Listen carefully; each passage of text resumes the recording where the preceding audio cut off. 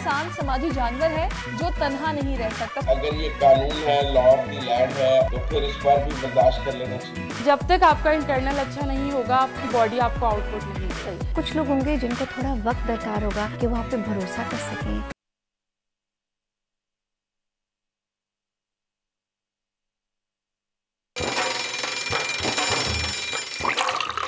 आजकल जिंदगी ही सुबह आउट ऑफ कंट्रोल है, दुनिया बोल है, मेरी दुनिया बोल है।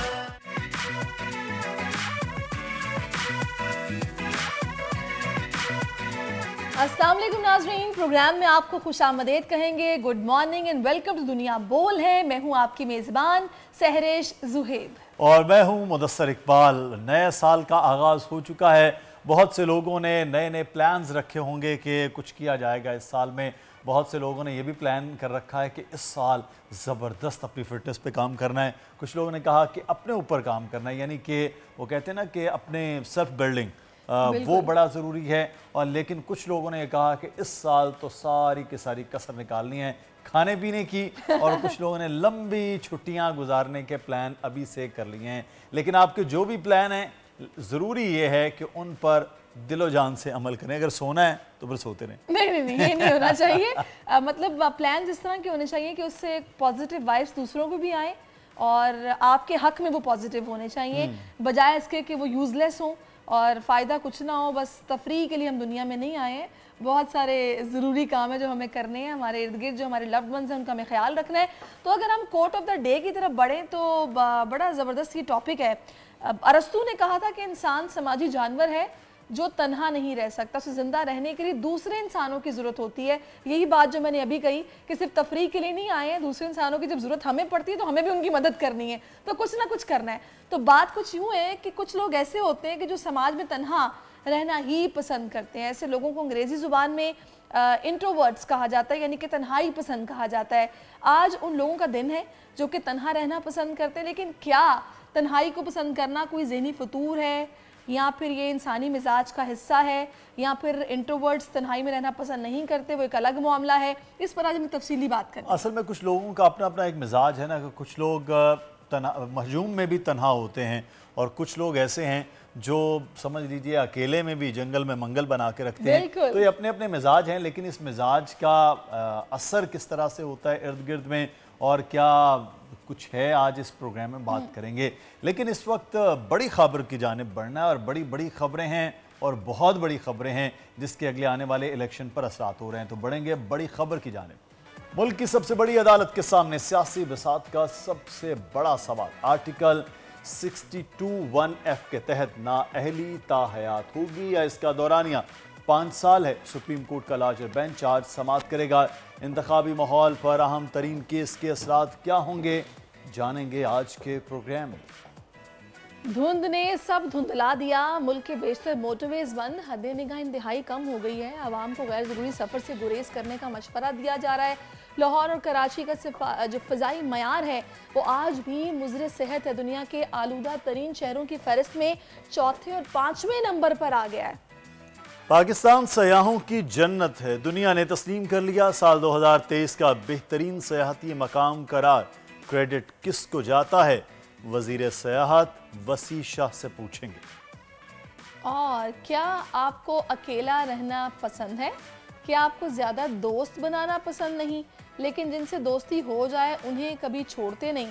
आप अपनों से टूट कर प्यार करते हैं लेकिन गिरोह में काम करना पसंद नहीं करते? अगर ऐसा है तो आज आपका दिन है।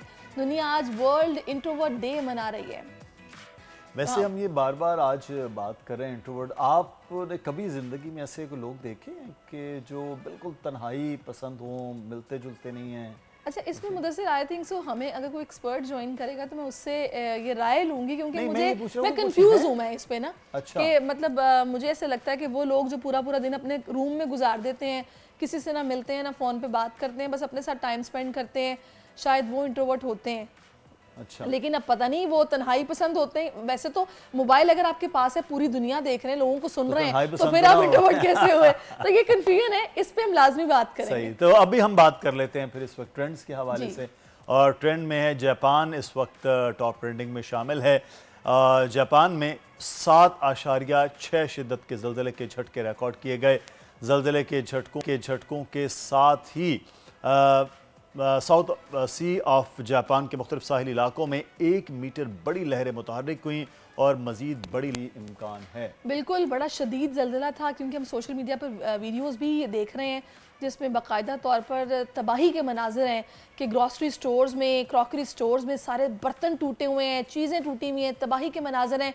तो जापानी महकमा मौसमियात की जानिब से साहिली इलाकों के लिए सुनामी वार्निंग जो है वो जारी की गई है। ये आप ये मनाजिर देख सकते हैं, कितने खौफनाक मनाजिर हैं कि तकरीबन सब टूट फूट का शिकार है, तबाही नज़र आ रही है और इस पर लोगों ने अपने अपने ख्यालात का इजहार किया है। और ये जो ज़लज़ले के झटके हैं ये काफ़ी शदीद मुदस्सिर नौइयत के थे। बिल्कुल, और शदीद और 7.6 का शिद्दत का ज़लज़ला, वो कहते हैं ना कि जब 6 टच हो जाता है तो उसके बाद फिर बहुत ज़्यादा तबाही का मंजर है। लेकिन ये साहिली इलाका है, जिस तरह से हम फुटेजेस में भी देख रहे हैं, ये खासी तबाही वाला मंजर है। बिल्डिंग, चीज़ें, सबको नुकसान वो पहुंचा है। नेक्स्ट ट्रेंड की जानिब बढ़ेंगे और वो है पैलेस्टाइन। फ़लस्तीन भी टॉप ट्रेंड में शामिल है। गज़ा में इजरायली बमों की बरसात जारी है। पहला दिन था साल का और उसके बावजूद जो है वो किसी तरह कुछ नज़र नहीं आया। वो रूटीन बरकरार थी। फ़लस्तीन के ऊपर बमबारी की, गज़ा पे ऊपर बमबारी की इसराइल की, और शहादतों की तादाद अब मुकम्मल तौर पर 22,000 से ज़ायद हो गई है। बहुत अफसोसनाक सूरत हाल है और जालिम है कि वो रुकने में नहीं आ रहा, कि वो ये भी नहीं देख रहे कि साल का आगाज़ है। और ज़ाहिर है लोग दुआएं तो खैर मांग ही रहे हैं अपने फ़लस्तीनी बहन भाइयों के लिए कि अल्लाह ताला इनकी मदद फरमाए।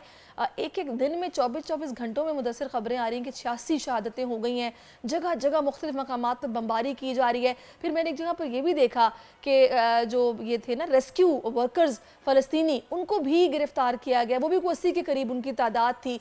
किसी सूरत वो जो फ़लस्तीनी अवाम है उनको वो रिलीफ नहीं देना चाह रहे हैं। बिल्कुल, आगे बढ़ेंगे और अब कुछ बड़ी खबर के हवाले से सबसे पहले हम बात कर लेते हैं और वो है आर्टिकल 62(1)(f के तहत नाअहली ताहयात होगी या इसका दौरानिया 5 साल है। सुप्रीम कोर्ट ने 7 रुकनी लार्जर बेंच तश्कील दे दिया जो आज केस की समाअत करेगा। चीफ जस्टिस काजी फायद ईसा 7 रुकनी बेंच के सरबरा होंगे। बेंच में justice Mansoor Ali Shah, justice Yahya Afridi, justice Aminuddin Khan, justice Jamal Mandokhail, justice Mohammad Ali Mazhar और जस्टिस मुसर्रत हिलाली भी शामिल है। सुप्रीम कोर्ट ने अदालती फैसले और इंतखाबी एक्ट में तजावीर पर नोटिस दिया। ये सारी सूरत हाल है और ये बेंच जो है तश्कील दे दिया गया है। इसके क्या असरात होंगे, ये जो मामला है देखते हैं, क्योंकि अदालती कार्रवाई तो अब चलनी है। क्या फ़ैसला होता है तो वक्त बताएगा। इस वक्त तज्ज़िया कार मुज़म्मिल सोहरवर्दी साहब हमें ज्वाइन कर चुके हैं। अस्सलाम वालेकुम मुज़म्मिल साहब। अच्छा मुज़म्मिल साहब, ये आर्टिकल ये जो है 62(1)(f जिसके तहत नाअहली है, ये मामला अब अदालत में है और हम देख रहे हैं कि मियाँ साहब के हवाले से बातें एक तरफ हो रही हैं कि उनको चौथी बार वज़ीर आज़म बनाया जाएगा, फिर कागजात भी उनके मंजूर हो गए हैं। आप इस सारे मामले को किस तरह देख रहे हैं इस मौके पर जब ये मामला खुलेगा? देखें, आइन में कहीं ताहयात नाअहली का जिक्र नहीं है। ये तो एक अदालती फैसला है जिसमें कहा गया कि जहां आइन में नाअहली की मुद्दत नहीं लिखी गई और लफ्ज़ सिर्फ डिस्क्वालिफिकेशन है, उसको ताहयात तस्वर किया गया। अब अदालत के पास तो कोई कानून बनाने का, आइन में तरमीम करने का हक अख्तियार हासिल नहीं है। वो तो सिर्फ आइन की तशरीह करते हैं और उन्होंने ये तशरीह की कि जहाँ मुद्दत का तयन नहीं है वहाँ मुद्दत ताहयात होगी। ये अदालत की तशरीह है, कोई कानून या कोई आइन में तरमीम नहीं है। अब कानून और आइन बनाना तो पार्लियामेंट का अख्तियार है। पार्लियामेंट ने ये देखते हुए कि एक अदालत ने इसकी एक तशरीह की है, उसके ऊपर कानून बना दिया कि जहाँ नाअहली की मुद्दत नहीं है वहाँ भी मुद्दत 5 साल ही होगी। और मैं समझता हूँ कि अदालती फैसले पर पार्लियामेंट के कानून को तरजीह हासिल होगी, क्योंकि बहरहाल कानून बनाना पार्लियामेंट का अख्तियार है, अदालत का अख्तियार नहीं है।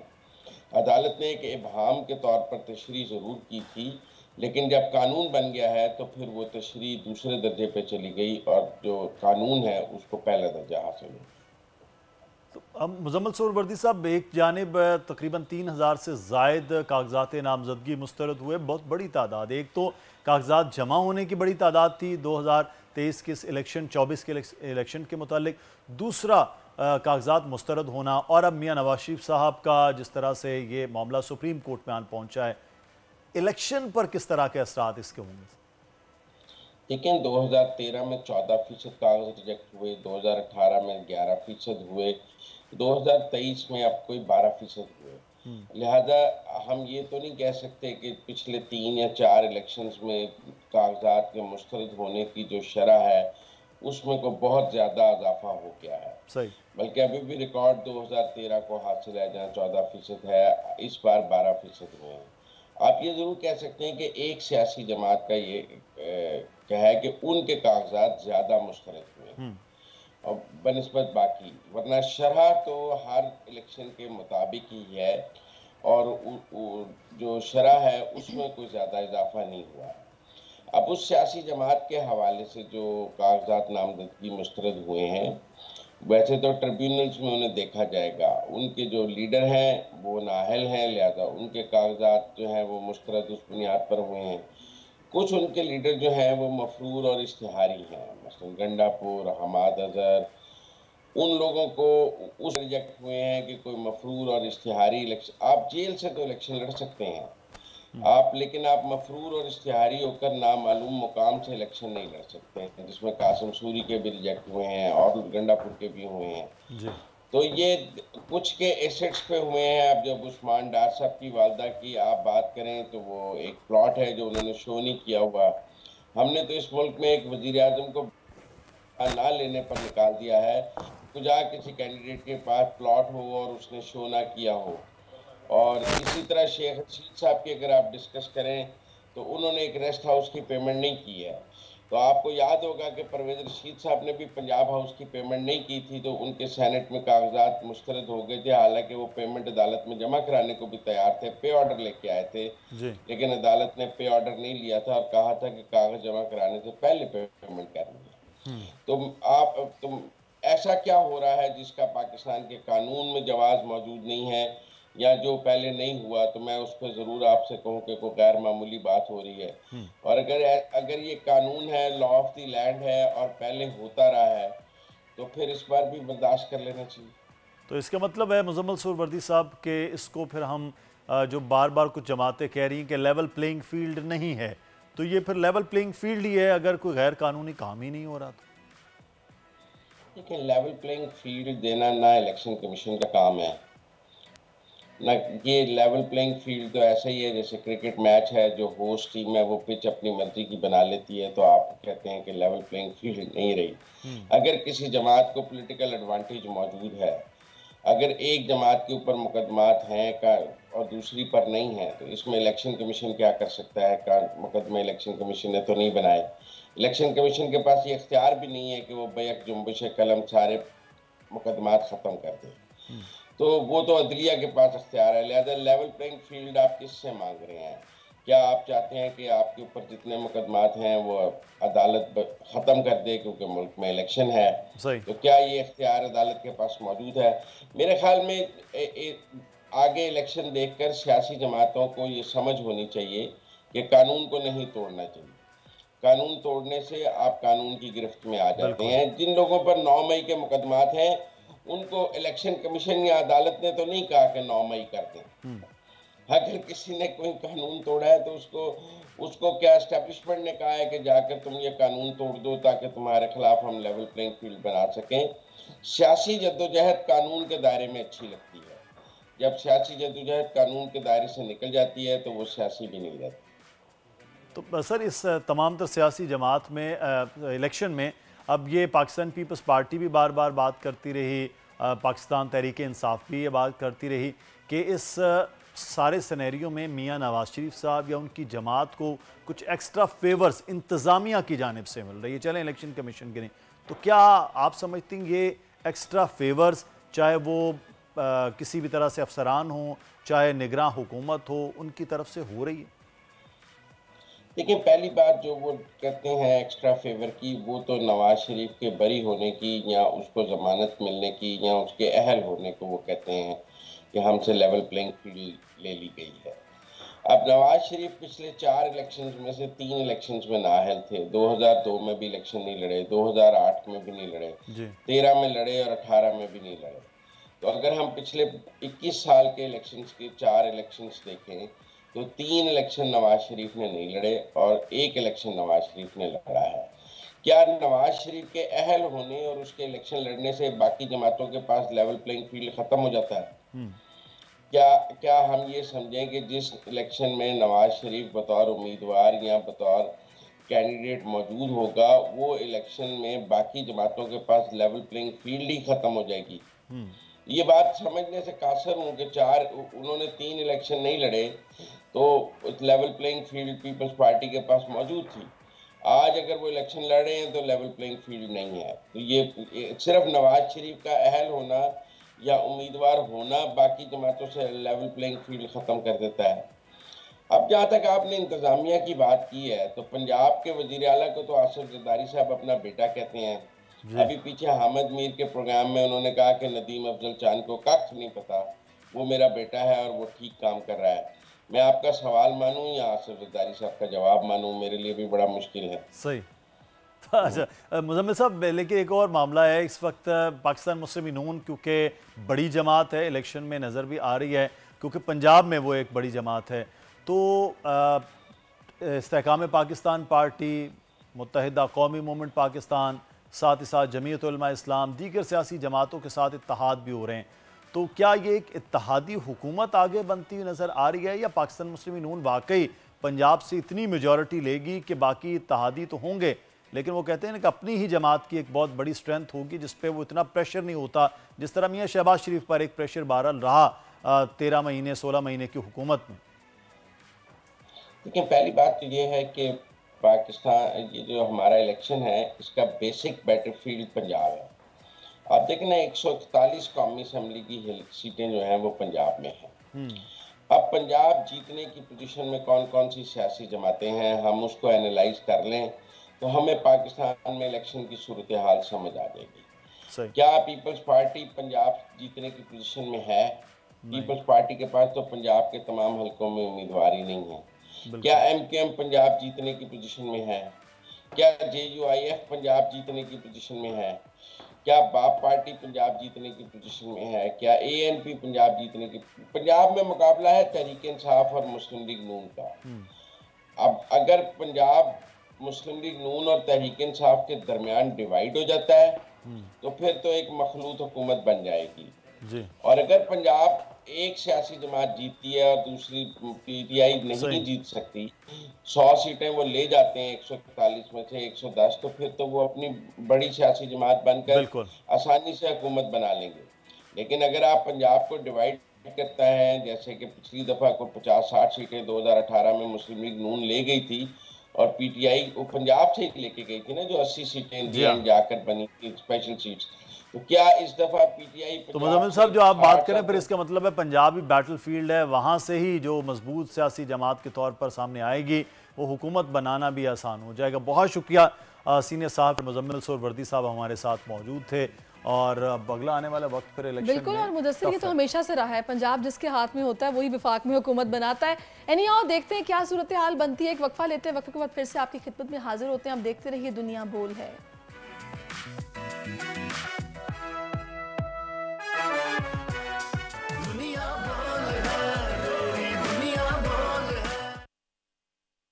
जी वेलकम बैक। और अब मौसम की बात हमने करनी है। मौसम कराची में तो मेरा ख्याल है खासा ठंडा नहीं है, लेकिन पंजाब साइड पर ठंड काफ़ी है और हमारी जो रिपोर्टर्स हैं वो हमें ज्वाइन करेंगी, जो बताएंगी ठंड में ज्वाइन करेंगे और ठंड के बारे में बताएंगी कि मौसम इस वक्त क्या है। और ख़ास तौर पे लाहौर में, इस्लामाबाद में, मुल्तान में, फैसलाबाद में खासी ठंड पड़ रही है। तो आज मौसम का अहवाल जान लेते हैं। मापारा जो है वो इस्लामाबाद से हमारे साथ मौजूद हैं और फातिमा शिराजी लाहौर के मौसम का अहवाल बताएंगी। तो सबसे पहले लाहौर चलते हैं। लाहौर मेरा शहर है तो मैं चलती हूँ। चलेंगे। फातिमा अस्सलाम वालेकुम और गुड मॉर्निंग। मुझे बताइएगा किस जगह पर मौजूद हैं आप, और माशाल्लाह से आपको देख के मुझे पता चल रहा है कि आपको काफ़ी सर्दी लग रही है। बहुत बहुत ज़्यादा वेरी वेरी गुड मॉर्निंग। इस टाइम शदीद ठंड है और मैं मेट ऑफिस के बिल्कुल बाहर खड़ी हूँ। अगर दर्जा हरारत की बात की जाए तो 6 डिग्री दर्जा हरारत है, जो कि ज़्यादा से ज़्यादा 10 डिग्री है। और अगर हवा में नमी की बात की जाए तो वो 99% है। खून की बहुत ज़्यादा शदीद ठंड है, लोग अपने घरों में महसूर होकर रह गए हैं। और अगर दूसरी तरफ बात की जाए फ़ज़ाई आलूदगी की, तो आज लाहौर जो है वो 10वें नंबर पे आया है। 187 एयर क्वालिटी इंडेक्स रिकॉर्ड किया गया है, जो कि गुज़िश्ता कई रोज़ से बहुत ज़्यादा बेहतर है। महकमा मौसमियात के मुताबिक अगले 10 रोज़ तक बिल्कुल भी बारिश नहीं, और जब तक बारिश नहीं होगी उस वक्त तक ये ठंड नहीं कम होगी और फ़ज़ाई आलूदगी भी इसी तरह हवा में रहेगी। बच्चों को स्कूल से छुट्टियां हो चुकी हैं, लिहाजा बच्चों को चाहिए, ख़ुसूसी तौर पर जो बूढ़े हैं उन्हें चाहिए कि वो अपने घरों में ही रहें और महफूज रहें, मास्क का इस्तेमाल लाजमी करें। जी बिल्कुल, आपने ये बताया कि एहतियात ज़रूरी है, क्योंकि इस मौसम में जबकि सर्दी भी बहुत है और जो फ़ज़ाई आलूदगी है वो भी अपने पीक पे है, तो ऐसे में जितना हो सके अंदर रहना चाहिए। मेरे साथ मेट ऑफिस के बाहर ज़्यादा सर्दी लग रही होती है। मापारा इस वक्त हमें ज्वाइन कर चुके हैं इस्लामाबाद से, और इस्लामाबाद में मुझे लगता है धूप निकल आई है। मापारा, इस्लामाबाद का मौसम कैसा है, क्या दर्जा हरारत बता रहे हैं? लाहौर में तो धुंध है, यहाँ क्या है?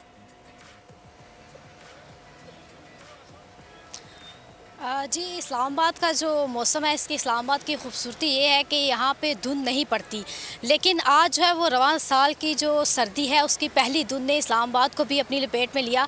सुबह के औकात में काफ़ी खासी धुंध थी, जिसके बायस शहरियों को दफातर जाने में बड़ी मुश्किलात का सामना करना पड़ा।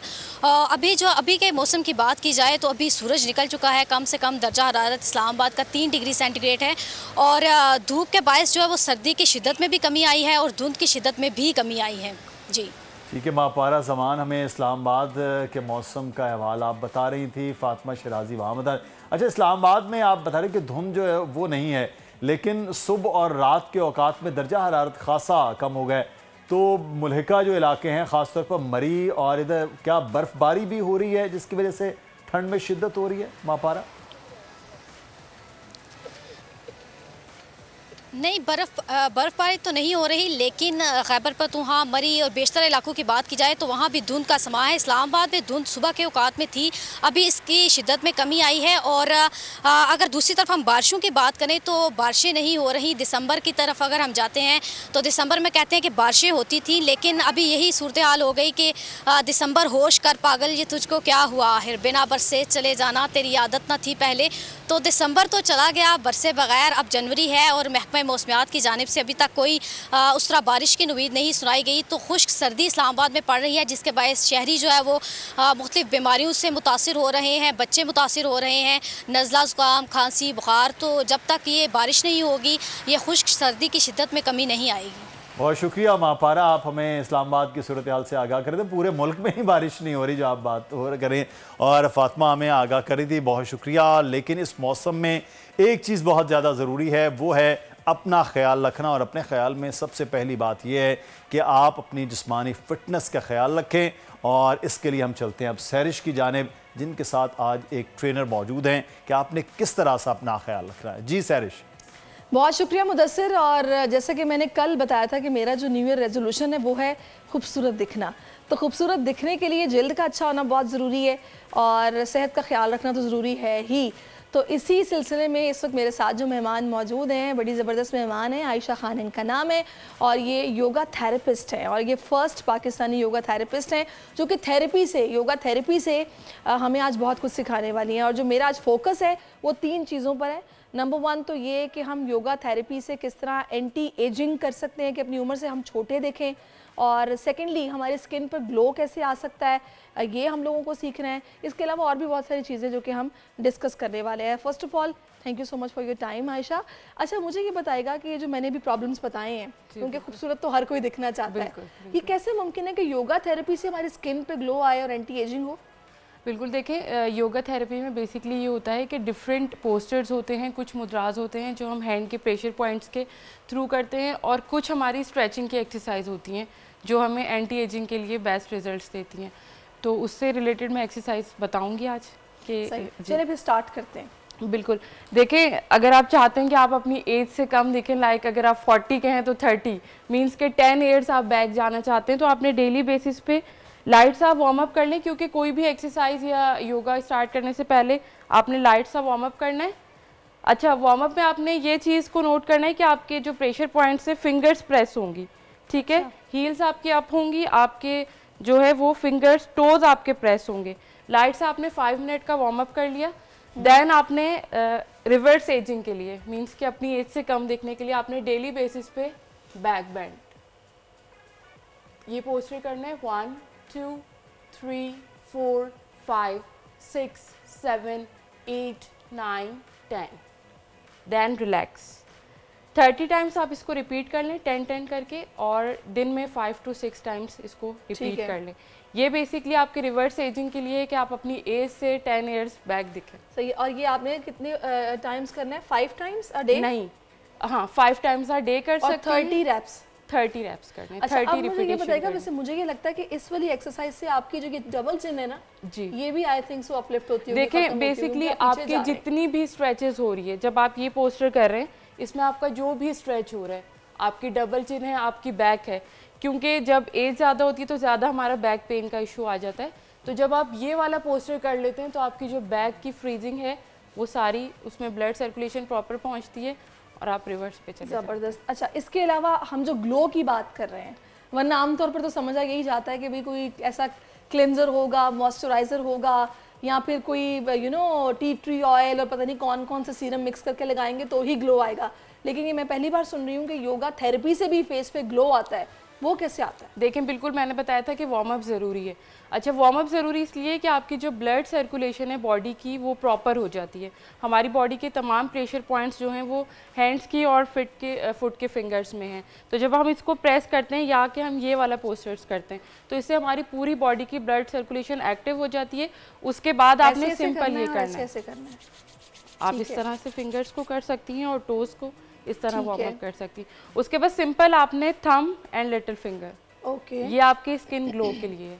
पूरे दिन में आपने 15 मिनट्स इसको करना है और 5-5 मिनट करके आप रिपीट कर सकती हैं। सही। लाइक आपने अभी 5 मिनट किए, आपका हाथ थक गया, आप रिलैक्स कर लें। मुझे बताइएगा इसके रिजल्ट्स आपको कब महसूस होना शुरू होंगे?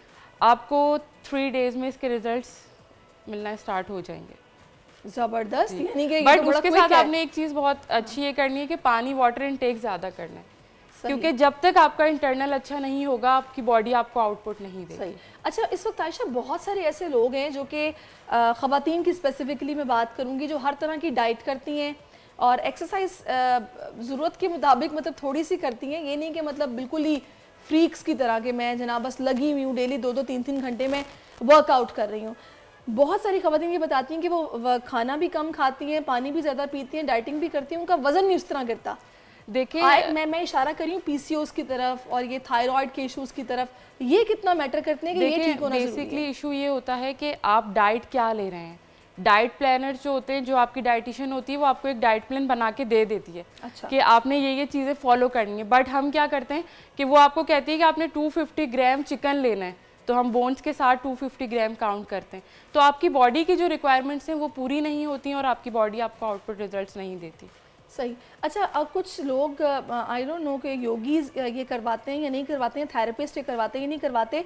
आमतौर पर अगर हम कुछ जिम भी ज्वाइन करते हैं तो हमारे कुछ टेस्ट होते हैं पहले कि आप अपने पीसीओज, अपने थायराइड के टेस्ट करवा के आएँ ताकि हमें ये पता चले कि आपकी हार्मोन बैलेंस है या नहीं है, वरना आप वर्कआउट करेंगे फ़र्क नहीं पड़ेगा। देखिए, योगीज़ की नॉलेज इतनी होती है कि वो आपका फेस रीड करके बता देते हैं कि विटामिन डी की डेफिशिएंसी है या कैल्शियम की। सही। अगर आपको नहीं पता चल रहा, वैसे तो पता चल जाता है क्योंकि इतना एक्सपीरियंस होता है। पता चल जाता है, बिल्कुल पता चल जाता है, क्योंकि आपकी आईज, आपकी बॉडी लैंग्वेज बता रही है। आपको क्या महसूस हो रहा है मेरा चेहरा देखने के बाद, किस चीज़ की डेफिशिएंसी? देखिए, मेन चीज़ ये है कि पाकिस्तान में विटामिन डी की डेफिशिएंसी तो 80% फीमेल्स में वो मैंने खैर अभी पूरा करवा लिया, 1 महीना बिल्कुल बिल्कुल। और देखिए, उसके जो रिजल्ट्स हमें पता चल रहे होते हैं ना कि विटामिन डी की डेफिशिएंसी, आपकी बोन्स में पेन होगा, उठने बैठने में पेन्स है, आपको ज्वाइंट्स पेन है, ये तमाम चीज़ें होती हैं। अच्छा जी, एक सिम्टम्स मतलब कि ये क्लियरली हैं कि विटामिन डी से ये प्रॉब्लम्स आती हैं। अच्छा, अब ये जो भी आपने एक्सरसाइजेस बताई हैं फेस ग्लो के लिए और ये अपलिफ्ट करने के लिए, चिन को, एंटी एजिंग के लिए, इसके लिए वक्त कौन सा सूटेबल है,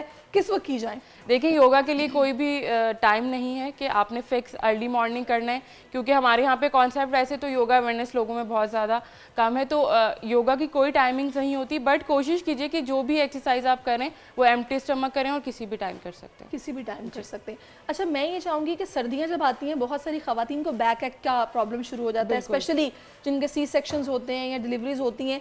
मुझे इधर उनके लिए कोई एक्सरसाइज करके दिखा दें। अभी जो हमने एक्सरसाइज डिस्कस की थी, बेसिकली ये बैक प्रॉब्लम के लिए भी बेस्ट है, जिनको बैक पेन रहता है, या फिर आप स्लो जितना डाउन हो सकती हैं, ठीक है बैक, क्योंकि अगर किसी को बहुत ज़्यादा पेन है तो वो पूरा डाउन नहीं हो सकेंगी। आप कम से स्टार्ट करें, इतना हो सकती है इतना, क्योंकि आपकी बैक पे स्ट्रेच होना चाहिए, आपका जो मसल्स है वो फ्रीज हो जाता है, उसकी वजह से आपको पेन स्टार्ट हो जाता है।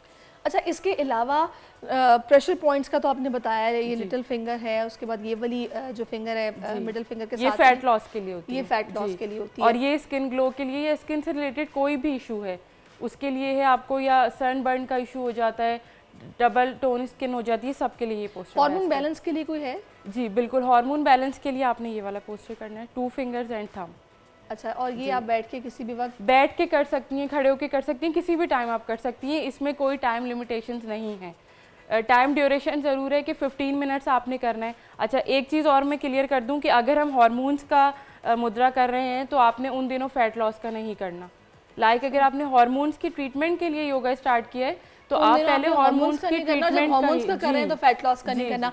अच्छा, मैं चाहूँगी 2-4 ऐसे मतलब पोजेस आप बता दीजिए जो कि एक नॉर्मली अगर कोई अपनी फिटनेस के लिए घर में करना चाहता है तो वो आपको फॉलो कर ले। देखें, बेस्ट ये है कि अगर जैसे हम कहते हैं कि मॉर्निंग में उठें बहुत ज़्यादा वीकनेस फील हो रही है या बहुत ज़्यादा बॉडी लेथार्जिक हो जाती है, उसके लिए आप वो सिंपल आपने वार्म अप करना है, देन आपने बॉडी को stretches, right hold 1 2 3 4 5 6 7 8 9 10, then left side same 1 2 3 4 5 6 7 8 9 10, then standing swimming. अच्छा, इसमें आपने फुट्स को लॉक करना है, देन मूव 1 2 3 स्टैंडिंग स्विमिंग 4 जी, एंड होल्ड 1 2 3 4 5 6 7 8 9 10। अच्छा, बहुत सारे लोगों का ये क्वेश्चन होगा कि इतना ज़्यादा नीचे हम फोल्ड नहीं हो सकते, तो जितना आप इजीली डाउन हो सकते हैं यहाँ पर जाके कर सकते हैं, यहाँ पे करें, मजीद डाउन हो सकती हैं तो 90 डिग्री पे कर सकते हैं। ये आपने 3 स्टेप्स बताए जी, 3 स्टेप्स बताएंगे। डेली अगर हम करें तो इससे ये कि जो हमारे वेट स्टक हो जाते हैं या मॉर्निंग में उठ के हमें जॉइंट्स पेन की प्रॉब्लम है, कोई भी है, ओवरऑल के लिए बेस्ट है ये। सही। अच्छा, आजकल एक चीज़ जो कि बहुत आम है स्पेशली पाकिस्तानियों में, वो है ब्लड शुगर और सेकेंडली ब्लड प्रेशर। तो इन दोनों के लिए भी क्या आपके पास कोई थेरेपी है जो कि आप कर सकते हैं? जी बिल्कुल, देखें बेसिकली ब्लड प्रेशर के जो लोग हैं उनके लिए हम सजेस्ट करते हैं मेडिटेशन, क्योंकि अक्सर लोगों की देखें मेन चीज़ होती है कि आपको पता होना चाहिए कि क्यों ब्लड प्रेशर हाई हो रहा है। अक्सर लोग ओवर ईटिंग की वजह से भी प्रॉब्लम आती है, खाना कोई चीज़ ऐसी होती है जो सूट नहीं कर रही होती, बट अगर नॉर्मली किसी के रूटीन में ब्लड प्रेशर हाई हो रहा है तो उसे हम फिर मेडिटेशन सजेस्ट करते हैं। सही। कि आप डायबिटीज़ के लिए भी यही?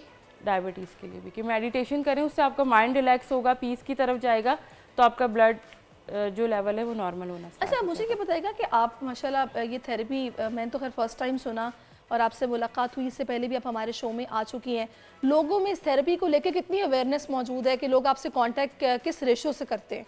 देखें, पाकिस्तान में तो इसकी इतनी ज़्यादा अवेयरनेस नहीं है, 50% लोगों को पता होगा कि ये चीज़ है, बट अगर हम टोटली इस पे फोकस करें तो हम मेडिसिन से स्विच हो सकते हैं। ज़बरदस्त। बिल्कुल, क्योंकि देखिए हम योगीज जो है ना वो पेन किलर्स नहीं लेते, पेन किलर्स हमारे लिए जहर है, क्योंकि पेन किलर सबसे ज़्यादा आपको साइड इफ़ेक्ट्स देते हैं।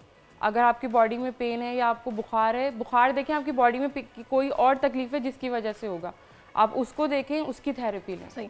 अच्छा, दूसरा प्रॉब्लम जो पाकिस्तानियों में बहुत कॉमन है वो है बेली फैट का। बिल्कुल, अगर आप उसके लिए कोई पोज बता दें तो। अभी जो हमने एक्सरसाइज बताई है स्विमिंग, बेली फैट के लिए बहुत ज़बरदस्त है, बट ये कि इसके रैप्स आप बढ़ा सकते हैं, 30 टाइम आप रिपीटेशन करें, फिर 30 सेकंड्स का गैप देके दोबारा इसको। ये हेवी थाइस के लिए भी यही है क्या? नहीं, थाइस के लिए नहीं है, थाइस के लिए चेंज है। आपने दोनों हैंड्स को लॉक करना है एंड मूव 1 2, जितनी लेग आपकी अपर लिफ्ट हो सकती है, 3 4 5 6, इसी तरह इसके रैप्स होंगे। इससे तो अच्छा खासा सांस आपको चढ़ जाएगा। बिल्कुल स्टार्टिंग में आपको फील होगा, बट जब जैसे जैसे बॉडी यूज टू होगी और आपकी फ्रीजिंग बॉडी की खुलेगी तो आपकी बॉडी रिलैक्स होना स्टार्ट। ज़बरदस्त। तो मेरा ख्याल है कि आपने थोड़े से वक्त में बहुत सारे ऐसे पोज बता दिए हैं कि जो मेरा ख्याल है अगर आप घर में करेंगे, जिम ज्वाइन करने की ज़रूरत नहीं है, किसी ट्रेनर को अच्छे खासे पैसे देने की ज़रूरत नहीं है, थोड़ा सा अपना मुंह बंद करना है और ये सारे पोज अगर आप 30 रैप्स करते हैं और डेली सारे इकट्ठे ना करें, किसी दिन 2 कर लें, किसी दिन 1 कर लें, लेकिन करें डेली तो उससे खासा फर्क पड़ेगा। अगर आप डेली वार्म अप से भी स्टार्ट लेते हैं कि आप डेली 5 मिनट्स वार्म अप करें तो उसका भी बहुत ज़्यादा बेनिफिट। अच्छा, और इसके साथ मुझे बताइए डाइट में आप क्या देखिए, हम लोग डाइट बिल्कुल सजेस्ट नहीं करते, स्पेशली मेरा स्लोगन है वेट लॉस विदाउट डाइट। उसकी वजह ये है कि आप जो डाइट कर रहे होते हैं उसको आप लाइफ टाइम कंटिन्यू नहीं कर सकते। जो चीज़ आप लाइफ टाइम कंटिन्यू नहीं कर सकते, जब आप छोड़ेंगी तो आपका वेट दोबारा वहीं आना शुरू हो जाएगा। पराठे और चावलों के बगैर जिनका गुजारा नहीं है, आप डे बनाएं, वजन कैसे कम आप होगा? वीकली एक दिन रखें कि आपने मंडे को राइस लेना है, तो आप मंडे के बाद नेक्स्ट मंडे ही राइस लेंगी, तो वीक में एक दिन हो गया। पराठे का आपको बहुत ज़्यादा शौक है तो आप एक दिन उसका रख लें कि आपने वीक में वेडनेसडे को है पराठा लेना है। और जिनको मीठे की क्रेविंग ने मारा हुआ है वो क्या करें? वो फिर ये है कि स्टीविया यूज़ करें। चलें, शुगर का ऑल्टरनेट यूज़ कीजिए।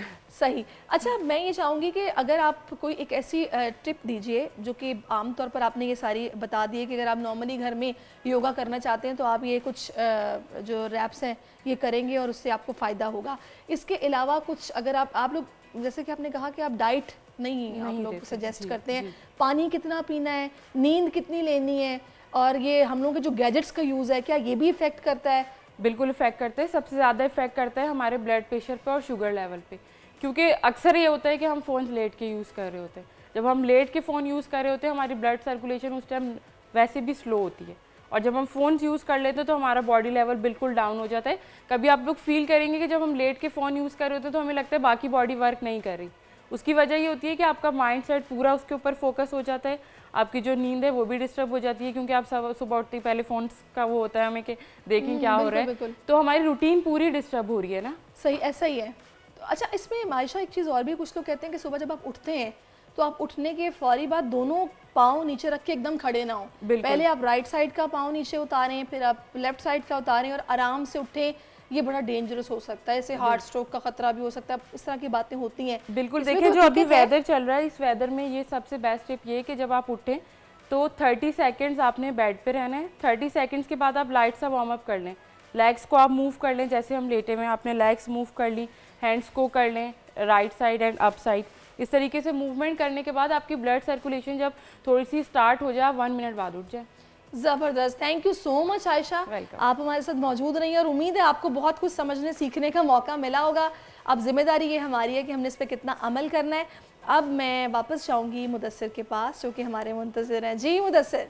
जी शुक्रिया, बड़ी ज़बरदस्त किस्म की टिप्स जो हैं वो आपने दी हैं सहरिश, और आपके साथ ट्रेनर जो मौजूद थी। मेरा ख्याल है जो आपका वो टास्क है ना कि खूबसूरत बनना है 2024 में, वो अब पूरा होता हुआ नज़र भी आ रहा है।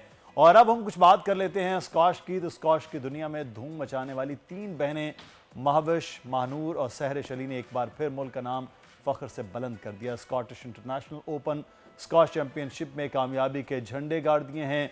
2 सोने और 1 कांसी का तमगा लेकर आ रही हैं। बड़ा मुदस्सिर, मैं आपको बताऊं, इन तीनों सिस्टर्स के हवाले से हमारे पास लास्ट शो में आई थी और माशाल्लाह इतनी पैशनेट है अपने काम को लेके, और मतलब इतनी एज भी नहीं है, और वो बताती हैं हम सुबह 5 बजे उठ जाते हैं, हमने नमाज़ पढ़नी है, उसके बाद हम वॉक पे निकल जाते हैं, पूरा दिन प्रैक्टिस। फिर उनके फादर और उनके भाई का बहुत कंट्रीब्यूट है, फादर अवेलेबल नहीं है तो भाई साथ जा रहा है, भाई नहीं है तो वालिद साहब जा रहे हैं, तो ये मेहनत जाहिर है जब आप मेहनत लगन से अपना काम उसके करें। बाद आज कामयाबी भी देख लें आप किस तरह से। एक चीज़ है कि अब बच्चियों का आगे आना और उस तरह से उनको जो अपॉर्चुनिटीज़ मिल रही हैं उससे प्रूव कर रही हैं, सबसे अहम बात है अपॉर्चुनिटीज़ मिल रही हैं, वो मेहनत कर रही हैं, मेहनत करने के बाद वो इंटरनेशनल प्लेटफॉर्म पर अपने आप को प्रूव कर रही हैं, कामयाब हो रही हैं। हमने मुख्तलिफ बच्चे नहीं बच्चियां, जब भी ये बात, बिल्कुल दोनों बच्चे भी और बच्चियां भी। बच्चों का तो ये है कि हमेशा से आज भी स्पोर्ट्स में उनके लिए एक कैटेगरी होती है, सहूलियात ज़्यादा होती हैं, कोर्ट ज़्यादा होते हैं, ग्राउंड ज़्यादा होते हैं, कोचेस ज़्यादा होते हैं, हर चीज़। लेकिन बच्चियों के लिए, लड़कियों के लिए अपॉर्चुनिटीज़ भी कम है, पाबंदियां भी बहुत ज़्यादा हैं। लेकिन उसके बावजूद जब उनको वो एक थोड़ा सा कहते हैं ना कुशन मिलता है, रोम मिलता है, तो उसमें वो प्रूव करती हैं अपने आप को। तो ये सबसे अच्छी बात है और ये हौसला अफजा हो रही है। बात ये कि मुदस्सिर, मैं ये समझती हूँ कि इनको अगर ओनरशिप भी वैसे मिले ना, हुकूमती सरपरस्ती, तो ये मेरा ख्याल है कि इससे भी बेहतर करके आएंगे, क्योंकि ये तमाम वो खिलाड़ी हैं जिनको स्पॉन्सर्स की ज़रूरत पड़ती है, जो जब किसी इवेंट के लिए जाना चाहते हैं तो पैसों की वजह से परेशान होते हैं या फिर अपने नहीं वो सेल्फ फाइनेंसिंग पर जा रहे होते हैं। ये बात अच्छी नहीं है, क्योंकि अगर आप क्रिकेट को इतना सपोर्ट करते हैं कि बाकायदा एक बोर्ड और बजट, तो इनको भी उसी तरह सपोर्ट मिलनी चाहिए। पर एक ब्रेक लेना, ब्रेक के बाद फिर इनसे मुलाकात करेंगे मेहमानों से कि ये किस तरह से कामयाबी समेटी है, क्या हुआ है। ब्रेक लेते छोटा सा। आजकल जिंदगी ही सुबह आउट ऑफ कंट्रोल है, दुनिया बोल है, दुनिया बोल है। Welcome back. और महानूर स्क्वाश चैंपियन इस वक्त हमारे साथ मौजूद हैं, सहरिश अली मौजूद हैं, महाविश अली मौजूद हैं, और हमने आपको इनकी स्टोरी पूरी बताई है माशाल्लाह से, इनकी मेहनत, लगन, जिसके बाद अभी स्कॉटिश इंटरनेशनल जो ये इवेंट है उसमें ये परफॉर्म करने के लिए स्कॉटलैंड में मौजूद हैं। बड़ा अच्छा लग रहा है वहाँ पर देख के। Welcome to our show. कैसी हैं आप तीनों? जी क्या हाल है? अच्छा, साल शुरू हुआ और आपने पाकिस्तानियों को जीत का तोहफा दे दिया है। तो पहले तो ये बताइए अपने इस टूर्नामेंट मैचेस के हवाले से कि क्या था और कौन किसके मद्दे मुकाबिल था और किस तरह से कामयाबी हुई। मानूर, आपसे स्टार्ट करते हैं। मैं अंडर 11 कैटेगरी खेल रही थी और मेरे मुकाबले में 3 इंडियन प्लेयर्स थी, जिनसे तीनों से मैं 3 straight without dropping a single game मैं जीती। अच्छा। फिर एक सिंगापुर से थी, फिर एक मलेशियन थी। मैंने सबको 3 स्ट्रेट हराया, जो मेरा पहला रिकॉर्ड था मलेशिया में। तो इस बार भी मैंने वही कायम रखा और मैं सबसे जीत गई। जबरदस्त, क्लैप फॉर यू मानूर, जबरदस्त। और हमने आपको कहा था प्रोग्राम में कि आपने जरूर जीत जाना है। बिल्कुल बिल्कुल बिल्कुल। अच्छा, महाविश और सहरिश भी हमारे साथ मौजूद हैं। मुझे पहले ये बताइएगा कैसा एक्सपीरियंस रहा है आपका। पहले मैं चाहूंगी महाविश आप बताओ। एक्सपीरियंस ये आज से बहुत अच्छा एक्सपीरियंस रहा और बहुत से प्लेयर्स को देखने का मौका मिला, खासकर बाकी प्लेयर्स को, इंडियंस को हो गया, और मतलब स्कॉटलैंड की प्लेयर्स भी बहुत थी, और कैनेडियन से मैं अपना फाइनल जीती थी, कनाडा की एक लड़की थी। तो बहुत कुछ सीखने को मिला और ये मिला कि मतलब ज़्यादातर मैचेस खेले और हार जीत भी देखनी पड़ी, और बहुत से मतलब ऐसे शॉट्स थे जो हमें और सीखने को मिले कि ये शॉट्स भी हम खेल सकते हैं मैचेस में। तो अच्छे एक्सपीरियंस रहा बहुत ज़्यादा। ज़बरदस्त, सही। तो सहरिश, आप मुझे बताइए आपका मैचेस किस किस के साथ थे और किस तरह फिर कामयाबी आपको मिली? मेरे मैचेस, पहला मैच स्कॉटलैंड की लड़की के साथ था जिससे मैं 3 स्ट्रेट जीती। अच्छा। उसके बाद इंडियन लड़की के साथ था जिससे मैं 3-1 जीती हूँ। लेकिन फिर एक इंडियन लड़की थी टॉप सीड, तो उससे मैं हार गई। उसके बाद मेरा 3rd पोजीशन का मैच था जिससे मैं जापान से जीती। जबरदस्त। अच्छा, वैसे मुझे तो यानी कि 2 गोल्ड हैं हमारे पास और एक ब्रॉन्ज मेडल है। बिल्कुल। तो ये देखें, एक फ्रेम में 2 गोल्ड और 1 ब्रॉन्ज, और तीनों बहनें, कितना अच्छा ये लग रहा होता है कि आप इस तरह कामयाब हों, वो भी पाकिस्तान के लिए। बिल्कुल। हाँ, मुझे बताइएगा महाविश, अभी आपके साथ ऑफिशियल्स में से कोई आया है और घर वालों में से कौन आया है, जरा बताइएगा। साथ तो मेरे सिर्फ बाबा आए हुए हैं, क्योंकि वही आ सकते थे, और हम क्योंकि जूनियर है और अकेले नहीं रह सकते कहीं पर भी, तो बाबा साथ आए हैं। और उनने मतलब बाबा होते तो थोड़ी कॉन्फिडेंस आ जाता है बंदे में कि हम खेल सकते हैं, हमारे साथ कोई आया हुआ है। और बाकी प्लेयर्स के साथ तो मैंने देखा उनके मम्मा, बाबा, भाई, बहन, पूरी फैमिली आ गई थी। तो उनके सपोर्टर्स ज्यादा थे, उनकी ही कंट्री में हम उन्हीं से जीते, और बहुत से प्लेयर्स साथ पूरी उनकी फैमिली आई हुई थी। तो हमारे साथ बस थोड़े बहुत पाकिस्तानी थे, बाबा थे हमारे, और मतलब इतनी वैसे महाविश बड़ा मजा आया होगा क्योंकि आप पूरा खानदान लेके आ गए, हमने फिर भी तुम्हें हिला दिया है। हम सिर्फ बाबा के साथ महाविश इंडियन प्लेयर्स को हराने पे तो बड़ा खुशी होती है। बाबा हम जीत गए। जबरदस्त। अच्छा, मुदस्सिर, आपके मेंटोर, आपके बाबा आपके साथ थे ना, लेकिन महाविश मैं ये बात कर रहा था कि इंडियंस प्लेयर को हराते हुए कुछ ज़्यादा मज़ा आ रहा होता है। हमें क्रिकेट में तो हम देखते हैं पाकिस्तान जब जीत जाता है तो ज़्यादा खुशी होती है, हार जाता है तो बहुत ही ज़्यादा गम होता है। तो जब आप लोगों ने जीता है, माविश आपसे फिर मैं मानूर से बात करता हूँ, तो कैसा फील हुआ ख़ासतौर पर इंडियन प्लेयर को हराना, और वो भी स्ट्रेट सेट पे मानूर बता रही है कि उन्होंने हराया? मेरा तो फर्स्ट मैच ही इंडियन के साथ आ गया था, मेरी सीडिंग भी नहीं थी टूर्नामेंट की। अच्छा। मेरी सीडिंग थी नहीं, मतलब 8, 9, 10 ये भी नहीं था, मैं पता नहीं 30, 32 पे थी, क्योंकि मैंने टूर्नामेंट्स नहीं खेले थे। तो एक विदाउट सीडिंग प्लेयर जब एक फर्स्ट मैच, और वो भी अनिका डुबे के साथ था, इंडियन प्लेयर ही थी, तो वो वर्ल्ड कप जो मुझसे अप हुई, मतलब एक गेम उसने जो मुझसे ले ली 11-6, बहुत मतलब उस स्कोर से उसने मुझसे गेम ली। तो मैंने दिल में सोचा कि मैं विश बाकी मैचेस हार जाओ, इंडिया से नहीं हारना, चाहे जो भी हो जाए।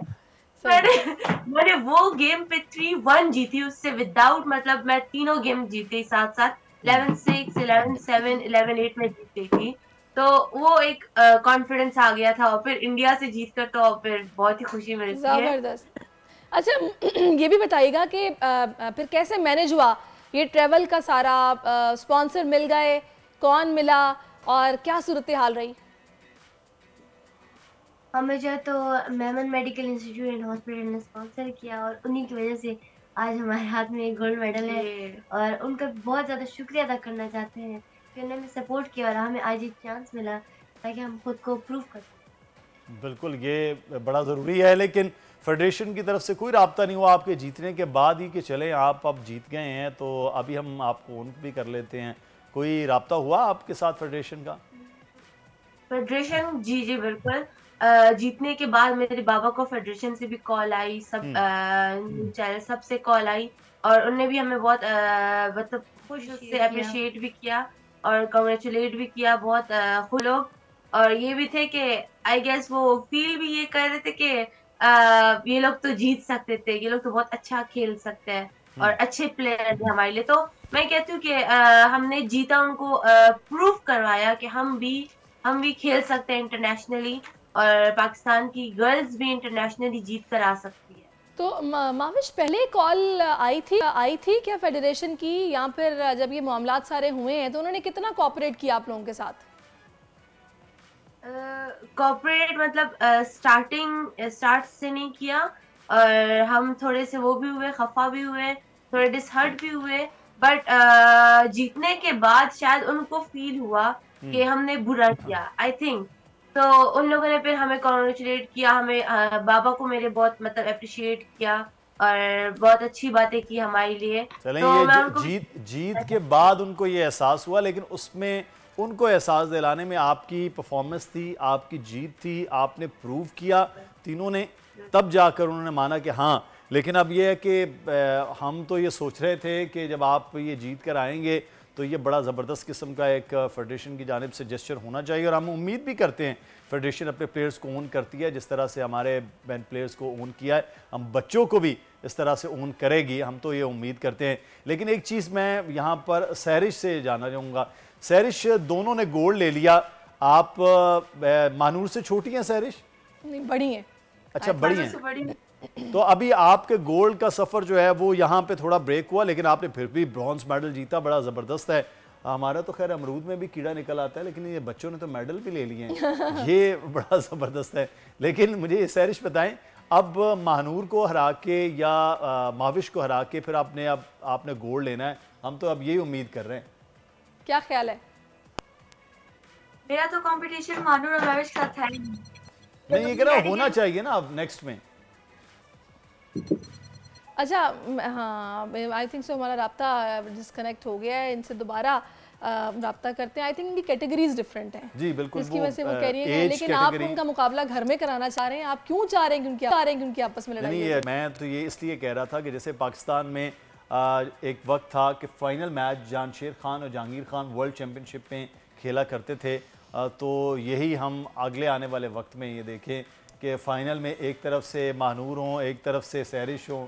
तो ये अच्छा, सहरिश भाई ये बात कह रहा था कि इसी तरह से आगे बढ़ते हुए जब वर्ल्ड चैम्पियनशिप हो और कैटेगरी से अलग होके, तो फिर तो ये बदले भी लेने हैं कि माविश को भी हराना है, महानूर को भी हराना है, और प्रूव करना है कि 2-2 गोल्ड मैं सिंगल हरा सकती हूँ। सर फिर देखा जाएगा ना। यानी वक्त आने पर भी ये डिसाइड करेंगे कि अब करना क्या है। चले, मैं चाहूंगी आप तीनों शॉर्टली कोई मैसेज अगर देना चाहो इस प्लेटफॉर्म से तो आप दे सकते हो। Thank you so much Memon medical institute and hospital जिन्होंने हमें इतना सपोर्ट किया और हमें इसके बाद भी इंशाल्लाह सपोर्ट करेंगे, उम्मीद है। और बाकी जितने भी लोग देख रहे हैं, जितने प्राइवेट कंपनीज या इंडस्ट्री जो भी देख रही है, तो आप इनकी तरह हमें या बाकी प्लेयर्स को, जितने भी प्लेयर्स उनको सपोर्ट करें, स्पॉन्सर दे उनको, ताकि वो भी टैलेंट हर किसी में होता है बट आप उनको थोड़ा सा पुश दे ताकि वो टैलेंट शो करें। सही, ये बड़ा ज़रूरी है। बहुत शुक्रिया मानूर, महवश और सहरिश, आप तीनों का। और आपने ज़बरदस्त कामयाबियाँ समेटी हैं और ज़रूरी भी है कि इन लोगों को सपोर्ट किया जाना चाहिए। जैसे क्रिकेट में हम देखते हैं कि स्पॉन्सर्स की लाइन लगी होती है, ऐसा ही है, यहाँ ऐसा नहीं नज़र आ रहा है। आप कुछ अफसोस नहीं, खैर अल्लाह करे कि इस हवाले से, उनके देखिए उन्होंने भी कहा ना कि फेडरेशन को शायद ख्याल आ गया तो उन्होंने फिर कॉल करके बाबा को भी अप्रिशिएट किया है। तो होप्स हो नेक्स्ट टाइम ये पूरा कोऑपरेट करेंगे और स्पॉन्सर्स तलाश नहीं करने पड़ेंगे। अब हम स्कॉश के बाद क्रिकेट की बात कर लेते हैं। तो पाकिस्तान टीम मैनेजमेंट ने पाक ऑस्ट्रेलिया टेस्ट मैचेस में सुस्त बैटिंग करने के बाद इमाम को ड्रॉप करने का फैसला किया है। तो 28 साल ओपनर इमामुल हक साबिक चीफ सिलेक्टर इंजमामुल हक के भतीजे हैं। 24 टेस्ट में उन्होंने इमामुल हक ने तकरीबन 33-37 की औसत से तकरीबन 1568 रन बनाए हैं, जिसमें उनकी 3 सेंचुरियाँ और 9 मिस सेंचुरियाँ शामिल हैं। दूसरी जानिब पाकिस्तानी क्रिकेटर्स की ऑस्ट्रेलवी लेजेंड जो हैं ग्लैन, उनसे मुलाकात हुई है, ग्लेन मैकग्रा से मुलाकात हुई है और कल से टेस्ट शुरू हो रहा है ना, तीसरा, तो उसकी तैयारियां भी जारी हैं। मोहम्मद उवैस हमारे साथ मौजूद हैं, उनसे इस पे बात कर लेते हैं। उवैस साहब, बहुत शुक्रिया आपके वक्त का। इमामुल हक को ड्रॉप करने का फैसला दुरुस्त है कि इस वक्त 2 मैचेस उन्होंने खेले, को खातिर खा कामयाबी नहीं हुई और फिर अब मॉडर्न जहां वनडे है वहीं पर टेस्ट में भी अब बड़ी तब्दीलियां हो चुकी हैं, तो ये बेहतर फैसला? देखें, एक तो पाकिस्तान टीम का आपको पता है कि पाकिस्तान क्रिकेट बोर्ड स्पेशली मैं कहता हूँ कि ब्रेव डिसीजंस लेने या लेते हुए अपना बहुत ज़्यादा घबराता भी है। मैंने कभी देखा नहीं कि वो ब्रेव डिसीजन ले। यहाँ पर इमामुल हक की अगर बात करें तो आपको पता है कि कंसिस्टेंसी से अगर उनकी परफॉर्मेंस देखें तो वो डिक्लाइन नहीं आती हुई आई, कोई आपने इंक्रीज देखा नहीं उनका। चाहे पिछली अपना सीरीज़ के अंदर देख लें, चाहे अनफॉर्चुनेटली एशियन कंडीशंस तो है नहीं, ये वाली ऑस्ट्रेलियन कंडीशंस है जहाँ पर आपको बॉल जो सा बॉडी के ऊपर लेके खेलना पड़ता है। इमामुल हक को करने में कामयाब नहीं रहे और उसके बाद आपने पता है कि जो प्रेशर है वो ऑटोमेटिकली आपके मिडल ऑर्डर के ऊपर आता है, जो कि सस्टेन नहीं कर पा रहे। ना बाबर परफॉर्म कर रहे हैं, ना सऊद शकील यहाँ पर कर रहे हैं। तो ये बड़ा एक राइट टाइम है, क्योंकि आपने एक अच्छी बात थी कि आपको 2 वार्म अप मैचेस मिले। चाहे पिछले वार्म अप मैच की बात करें जिसमें साइम अयूब ने कुछ स्कोर भी किया था, तो अच्छी बात है कि वो एक अच्छे फॉर्म में आपको नज़र आ रहे हैं। तो खबर अभी चल रही है, ऑब्वियसली जब तक टीम जो उनसे डिसाइड नहीं होती मैनेजमेंट से, उसको हम तस्दीक नहीं कर सकते, लेकिन ये बात चल रही है कि साइम अयूब को एज एन ओपनर जो सा वो इंक्लूड किया जाए अब्दुल्ला शफीक के साथ। और ये लिटरली अच्छा होगा क्योंकि अटैकिंग क्रिकेटर हैं और एक एंड से दूसरा एंड जो अब्दुल्ला शफीक जिन्होंने संभाला हुआ है, मैं कहता हूँ थोड़ा सा वो भी आपको रिलैक्स नजर आएंगे।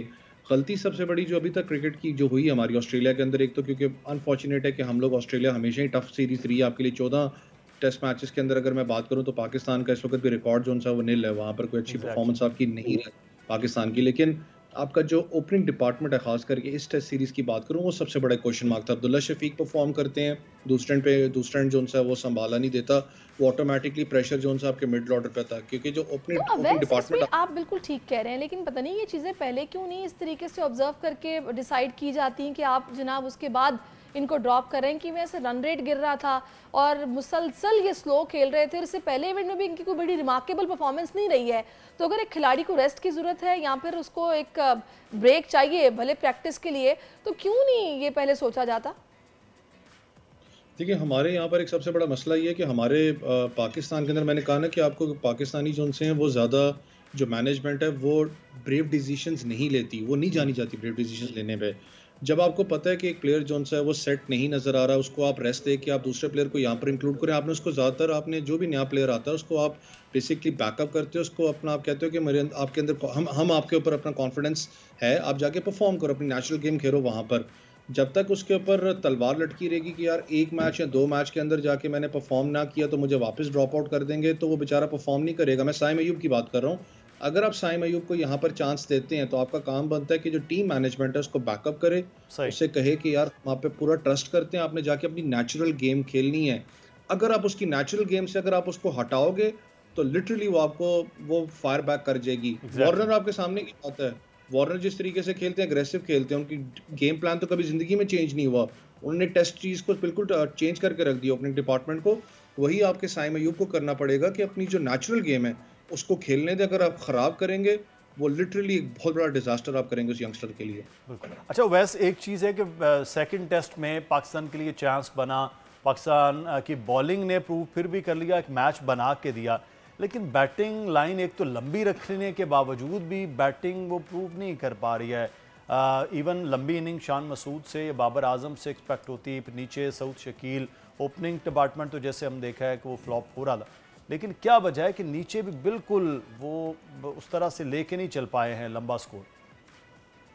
देखिए मैंने कहा ना कि अगर जब आपको याद हो जब टेस्ट सीरीज स्टार्ट हो रही थी, जब पहला अपना टेस्ट मैच के अंदर जब आपने टीम सेलेक्ट की थी तो साफ पता लग रहा था कि आप डिफेंसिव मोड में जा रहे हो, अपनी बैटिंग लंबी कर रहे हो, क्योंकि परेशानी आपको है कि यहाँ पर हमारी जो बैटिंग है वो शायद बुरी तरीके से फ्लॉप हो, और आपको नजर आई थी पहले मैच के अंदर जब दूसरी इनिंग्स में आपकी जो टीम 80 ऑड रन पे आउट हो गई थी।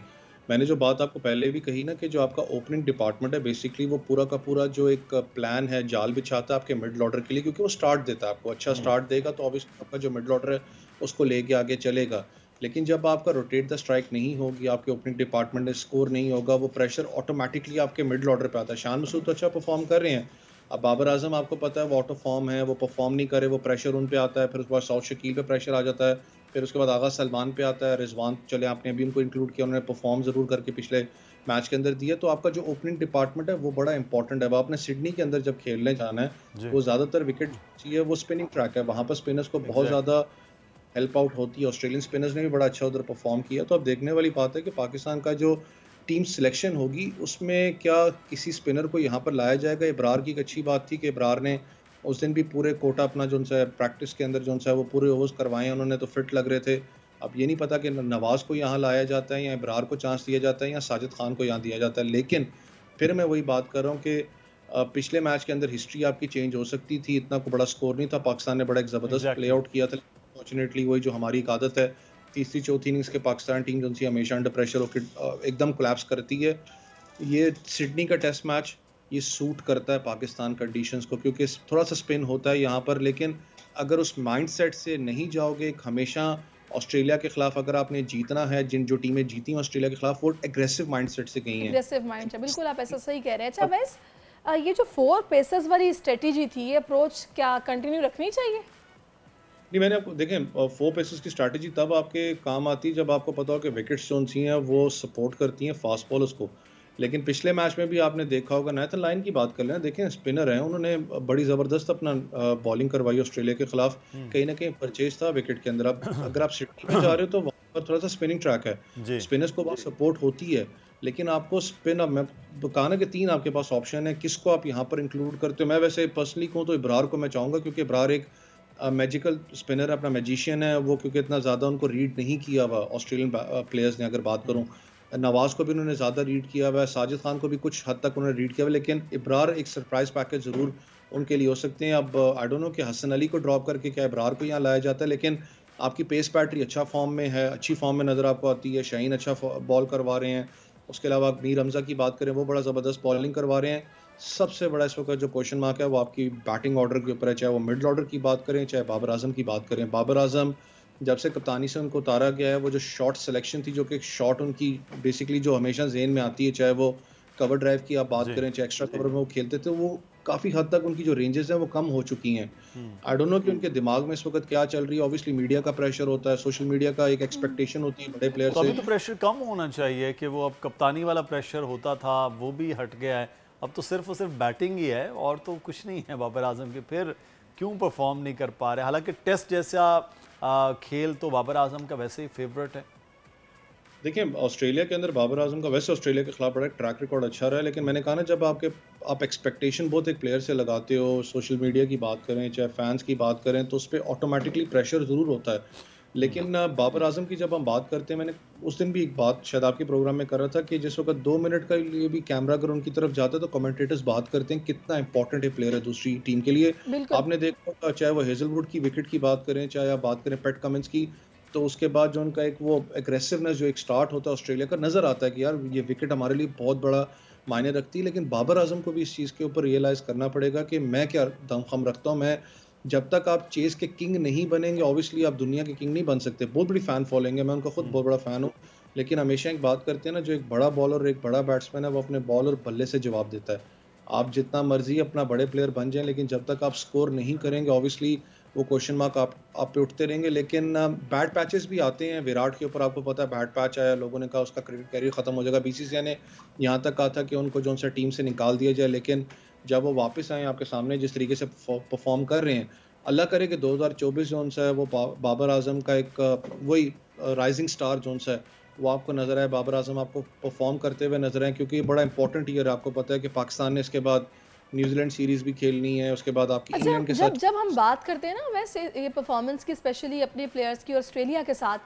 तो ये बात होती है कि जी एक तो हमारी प्रैक्टिस नहीं है, हम टेस्ट बहुत कम खेलते हैं ऑस्ट्रेलियंस के साथ। फिर मसला ये है कि जी वो बुलाते ही नहीं है, बुलाएं तो हम जाके खेलें ना, तो इसलिए हम जल्दी कंडीशंस नहीं समझ पाते हैं, हमें सेट होने में थोड़ा टाइम लगता है।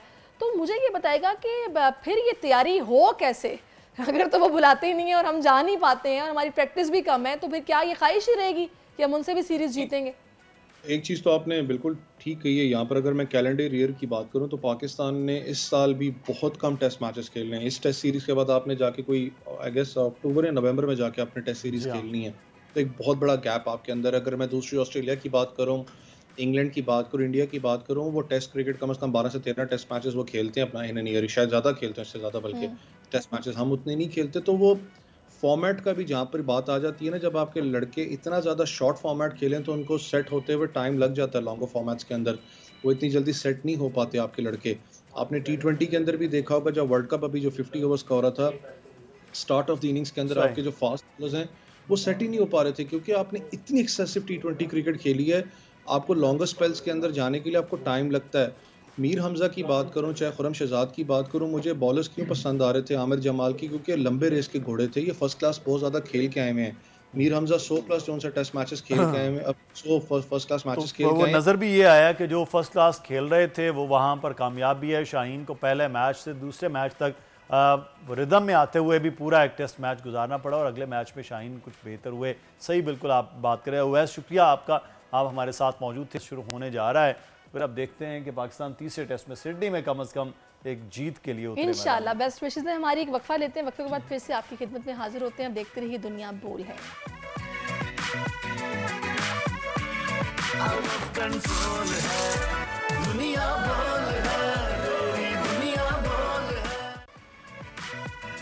जी वेलकम बैक। एक अहम खबर है जो आपके साथ शेयर करनी है, और आर्टिकल 62(1)(f) के तहत नाअहली की मुद्दत ताहयात होगी या 5 साल, ये मामला है। और चीफ जस्टिस सुप्रीम कोर्ट जिनकी सरबराही में ये 5 रुकनी बेंच है मुद्दत जो कि इस केस को देख रहा है। ये बेंच है जिसमें आज समाअत होनी है। 11 बजे ये समाअत का वक्त रखा गया है। इस वक्त हमारे नुमाइंदे तैयब बलोच मौजूद हैं, उनसे सूरत हाल जान लेते हैं। जी तैयब, आगाह कीजिए कि बड़ी अहम समाअत है आज कि ये ताहयात नाअहली है, ये 5 साल के, तो क्या अपडेट्स हैं? जी ये जो ताहयात नाअहल सियासतदान हैं उनके लिए तो ये सबसे बड़ी ख़बर है, और वो इस पे बैठे हुए हैं कि शायद सुप्रीम कोर्ट जो है वो उनकी ताहयात नाअहली जो है वो ख़त्म कर देगी। दरअसल मामला कुछ यूँ है कि आर्टिकल 62(1)(f) के तहत जो है वो दर्जन भर से ज़ायद सियासतदान जो है वो ताहयात नाअहल किए गए। फिर उसके बाद जब पाकिस्तान डेमोक्रेटिक PDM की हुकूमत आई तो उन्होंने ताहयात नाअहली को जो है वो ख़त्म करते हुए नाअहली जो है वो 5 साल के लिए कर दी थी। तो अब इलेक्शन एक्ट जो है उसके तहत 62(1)(f) के तहत जो नाअहली है वो सिर्फ 5 साल की है। ताहम सुप्रीम कोर्ट के जो फैसले हैं उनकी रोशनी में नाअहली जो है 62(1)(f) के तहत वो ताहयात है। तो ये एक तजाद आ रहा था। अब चूँकि इलेक्शन की गहमा गहमी है तो जो सियासतदान ताहयात नाअहल हुए हैं वो उनके लिए ये मसला था कि अब उनकी नाअहली जो है वो के लिए जो है सुप्रीम कोर्ट का फैसला सर्वाइव करेगा या फिर इलेक्शन एक्ट जो है वो सर्वाइव करेगा। तो ये एक तजाद आ रहा था। तो फिर सुप्रीम कोर्ट ऑफ पाकिस्तान ने जो है मीर बादशाह किसरानी के मामले की जब समाअत कर रही थी तो उस पर चीफ जस्टिस पाकिस्तान काजी फैज़ ईसा ने इस पर आज खुद नोटिस लेकर मामला लार्जर बेंच की तश्कील के लिए सुप्रीम कोर्ट को भिजवाया था। तो अब सुप्रीम कोर्ट ने लार्जर बेंच तश्कील दे दी है, जिस पर आज समाअत होने जा रही है। और इस हवाले से सुप्रीम कोर्ट ऑफ पाकिस्तान की जानिब से जो है पाकिस्तान के मीडिया के अंदर बाकायदा एक इश्तिहार भी जारी किया गया था कि जो भी सियासतदान ताहयात नाअहल हुए हैं वो सुप्रीम कोर्ट से इस मामले पर रजू कर सकते हैं। तो अब ये एक ऐनी नुक्ता है जिसकी आज जो है वो सुप्रीम कोर्ट की जानिब से तशरीह की जाएगी कि आया जब कानून बन गया, जब पार्लिमान ने जो है वो कानून पास कर दिया कि 62(1)(f) के तहत जो नाअहली है वो ताहयात नहीं बल्कि 5 साल के लिए होगी, तो फिर उस सूरत में सुप्रीम कोर्ट का फैसला है कि जो सुप्रीम कोर्ट के अहकामात से जो फैसला था, अब उसके बाद पार्लियामान ने जो कानून पास किया है, अब सुप्रीम कोर्ट का फैसला इस मामले पे क्या होता है। बहुत शुक्रिया। जब आप हमें आगाह कर रहे थे तो आज 11 बजे ये समाअत होने जा रही है, लेकिन हम प्रोग्राम में अब कुछ बड़ी अहम टॉपिक बिल्कुल हम उस मुद्दे पर आएंगे जो हमने प्रोग्राम के शुरू में काफ़ी डिस्कस किया कि बहुत सारे लोग जिनको कि तन्हा रहने की आदत होती है, तन्हाई पसंद होते हैं और उनको इंट्रोवर्ट्स भी कहा जाता है। तो आज इंट्रोवर्ट्स का आलमी दिन है जो कि मनाया जा रहा है। अब ये इंट्रोवर्ट्स वाकई वो लोग हैं जो कि किसी से मिलते नहीं हैं, अकेले रहते हैं। लेकिन मुदस्सिर ने मुझसे पूछा था आप किसी ऐसे इंट्रोवर्ट को जानती हैं, तो मैंने इन्हें बताया था कि अगर कोई ऐसा इंट्रोवर्ट है जो कि मोबाइल अपने साथ रखता है, रहता अकेला है, तो मैं तो उसको इंट्रोवर्ट नहीं समझती। तो खैर ये तो ज़्यादा आजकल ब्लेसिंग होती है, मैं मोबाइल पे रहूँ सारा दिन। तो लेकिन हम इसको जान लेते हैं असल में चीज़ क्या है, ये बताएंगे हमें स्पेशलिस्ट। और हमारे साथ इस वक्त मौजूद हैं डॉक्टर सना यासिर, जो कि न्यूरो इनकोडिंग स्पेशलिस्ट हैं और जो कहा जाता है कि रिलेशनशिप मास्टर कोच भी हैं। डॉक्टर साहब बहुत शुक्रिया, thank you so much. Thank you so much. अब ये जो तन्हाई पसंदी की हम बात कर रहे हैं, इस पर दो चीज़ें हैं। नंबर 1 तो ये कि क्या ये कोई जहनी फतूर है या फिर ये कोई जहनी मरज़ है, इस पर भी हम बात करेंगे। सेकेंडली अब दो चीज़ें हैं, एक तो हम लोग ये समझते हैं कि शायद वो शख्स जो कि अकेला रहता है, किसी से कम मिलता है, किसी से कम बात करता है, उसको इंट्रोवर्ट कहते हैं। दूसरा एक वो शख्स होता है जो कि हर किसी को दोस्त नहीं बनाता, कोशिश करता है कि वो ज़रा साइड पे रहे और एकदम किसी से अपने दिल की बात शेयर नहीं करता, वो इंट्रोवर्ट होता है। यही आज हमने डिस्कस कर रहे हैं, इसके लिए डॉक्टर सना हमें गाइड करेंगे। मैं पहले तो ये बता दूं कि देखें पर्सनालिटी टाइप्स हैं ये, कि आप अगर बहुत ज़्यादा जिस तरह हम आप हैं एकदम स्ट्रेंजर से मिले और हमने बहुत अच्छी तरह से हेलो हाय किया और हमारी एकदम बातचीत शुरू हुई, ये एक एक्सट्रोवर्टेड पर्सनालिटी टाइप है। लेकिन कुछ लोग होंगे जिनको थोड़ा वक्त दरकार होगा कि वो आप पे भरोसा कर सकें, अपने बारे में कोई बात शेयर कर सकें, तो वो तन्हा पसंद नहीं है, लेकिन वो मोहताज ज़रूर हैं। और वो जैसे हम 4 बहन भाई हैं तो हम में से 2 जो हैं वो एक्सट्रोवर्टेड हैं, 2 इंट्रोवर्टेड हैं, ठीक है। ये हमारी पर्सनालिटी टाइप्स हैं, बट इसका ये मतलब हरगिज़ नहीं है कि ये लोग बॉन्ड नहीं कर सकते। अक्सर मैंने ये भी नोटिस किया है कि बहुत से केसेस ऐसे हो जाते हैं मेरे पास, जो रिलेशनशिप के लिए अगर कोचिंग के लिए कोई आए तो उसमें होता है कि हमारे मियाँ तो बात ही नहीं करते, ज़्यादा कम गो हैं, खामोश हैं, वक्त नहीं देते, और इस तरह की कंप्लेंट्स होती हैं ख़वातीन की ना, क्योंकि ख़वातीन आमतौर से ज़्यादा बातें करती हैं, ठीक है। सो मुझे उनको ये बताना पड़ता है कि देखें पर्सनालिटी टू पर्सनालिटी डिफरेंस होता है, प्लस ये भी देखना चाहिए कि बचपन से, जैसे बच्चों का आप लोगों ने जिक्र किया पहले, बचपन से अगर एक बच्चे को बोलने का मौका मिल रहा है और वो कंफर्टेबल है अपनी आवाज़ लाइक अपनी बात सुनाने में, वॉइस करने में कि जी मेरा ये ओपिनियन है, अगर उसको कोई शट डाउन करने वाला नहीं है, नहीं तुम गलत कह रहे हो, नहीं तुमसे तो होगा नहीं, डिस्करेज करने वाले कम लोग हों, तो ऐसे बच्चे अपने अंदर एतमाद भी रखते हैं, चाहे वो बाद में चॉइस उनकी हो कि वो इंट्रोवर्टेड रहें, सही अपनी पर्सनालिटी के हिसाब से वो ग्रो करते हैं, बट उनके कनेक्शंस बड़े मीनिंगफुल होते हैं, कनेक्शंस बहुत स्ट्रॉन्ग होते हैं। तो ये कोई खामी नहीं है। हमारी दुनिया एक एक्सट्रोवर्टेड इंसान को ज़्यादा चेरिश करती है, exactly. ठीक है। हमारे यहाँ ये होता है कि ओ अच्छा इनसे तो बात करना आसान है, तो वो कौन लोग बात करके मज़ा आता है, इनसे बात करके मज़ा आता है। अच्छा, मज़ेदार बात क्या है कि जब आप इंट्रोवर्टेड लोगों के करीब हो जाएं तो मज़ा उनके साथ भी बहुत आता है। वो बहुत पॉपुलर नहीं होंगे, लेकिन उनको ये पता होगा कि क्लोज फ्रेंड्स 1-2 भी काफ़ी होते हैं। रिलेशनशिप में मोहतात रहते हैं, थोड़े लोगों के साथ दोस्ती होती है, गिने चुने लोगों के साथ दोस्ती होती है, क्योंकि देखिए दोस्त मतलब ही नहीं होने चाहिए ना, बहुत सारे दोस्त हों फिर भी आप मजमे में अकेले हों, ऐसा तो नहीं फील होना चाहिए ना। अक्सर एक्सट्रोवर्टेड लोग जब एक महफिल में जाते हैं, अगर उनको चंद अपने अहबाब नज़र आ जाए तो उनके साथ हैंग आउट करते हैं, कंफर्टेबल हो जाते हैं, ठीक है, इंट्रोवर्टेड लोग को दुनिया समझती है कि वो एंटी सोशल है। They are just very precise कि मुझे इनसे बात करनी है, इनसे इतनी एनर्जी शेयर करनी है, क्योंकि देखिए जब हम इंटरेक्ट करते हैं तो हम अपनी एनर्जी शेयर करते हैं किसी से। लेकिन ये सारी जितनी भी जबिलतें हैं इंसान के अंदर की, क्या बॉर्न एक ही घर में 2 बच्चे हैं, जैसे आप अभी बात कर रहे थे कि 4, अब एक ही घर में अगर 2 बच्चे हैं तो एक बहुत एक्सट्रोवर्ट है और एक बहुत कम बात कर रहे हैं, तो माँ ये बाप समझ रहे होते हैं कि बीमार है, कोई गड़बड़ है, किसी ने इसको झाड़ दिया है, कोई इशू हो गया है। अब वो रोजाना की बुनियाद पे ये चीजें चल रही हैं, तो उसके क्या ये कोई प्रॉब्लम नहीं है। अच्छा, इंट्रोवर्ट्स की इतनी स्ट्रेंथ्स होती हैं, क्रिएटिव होते हैं, मीनिंगफुल कनेक्शंस कर सकते हैं, ठीक है। इंट्रोवर्ट्स की आप अगर इनकी राइटिंग स्किल्स, इनके ऐसे काम, मतलब आप उनको फिर वहाँ उनकी चॉइस ऑफ वर्क भी वैसा होगा जहाँ वो कंफर्टेबल होंगे। अब आप खुद सोचें, एक इंट्रोवर्टेड बंदा क्या मैकडोनल्ड्स की टिल पे बैठ सकता है? ये अस्सलाम वालेकुम नहीं, या ऐसी पब्लिक स्पीकिंग वगैरह करने में उसको कितनी झिझक आएगी? क्यों आएगी? क्योंकि वो कंफर्टेबल नहीं है उधर। बहुत से ऐसे इंट्रोवर्टेड लोग हैं जो लीडर्स भी हैं, ठीक है। वो लीडर्स इसलिए नहीं है कि वो जाके सब के साथ पॉपुलर हो जाते हैं, वो इसलिए क्योंकि उनको उनकी शख्सियत में एक ठहराव है, वो अपने सॉलिट्यूड को एंजॉय करना जानते हैं, वो अकेलापन का एहसास नहीं रखते, वो अपने आप के दोस्त भी होते हैं।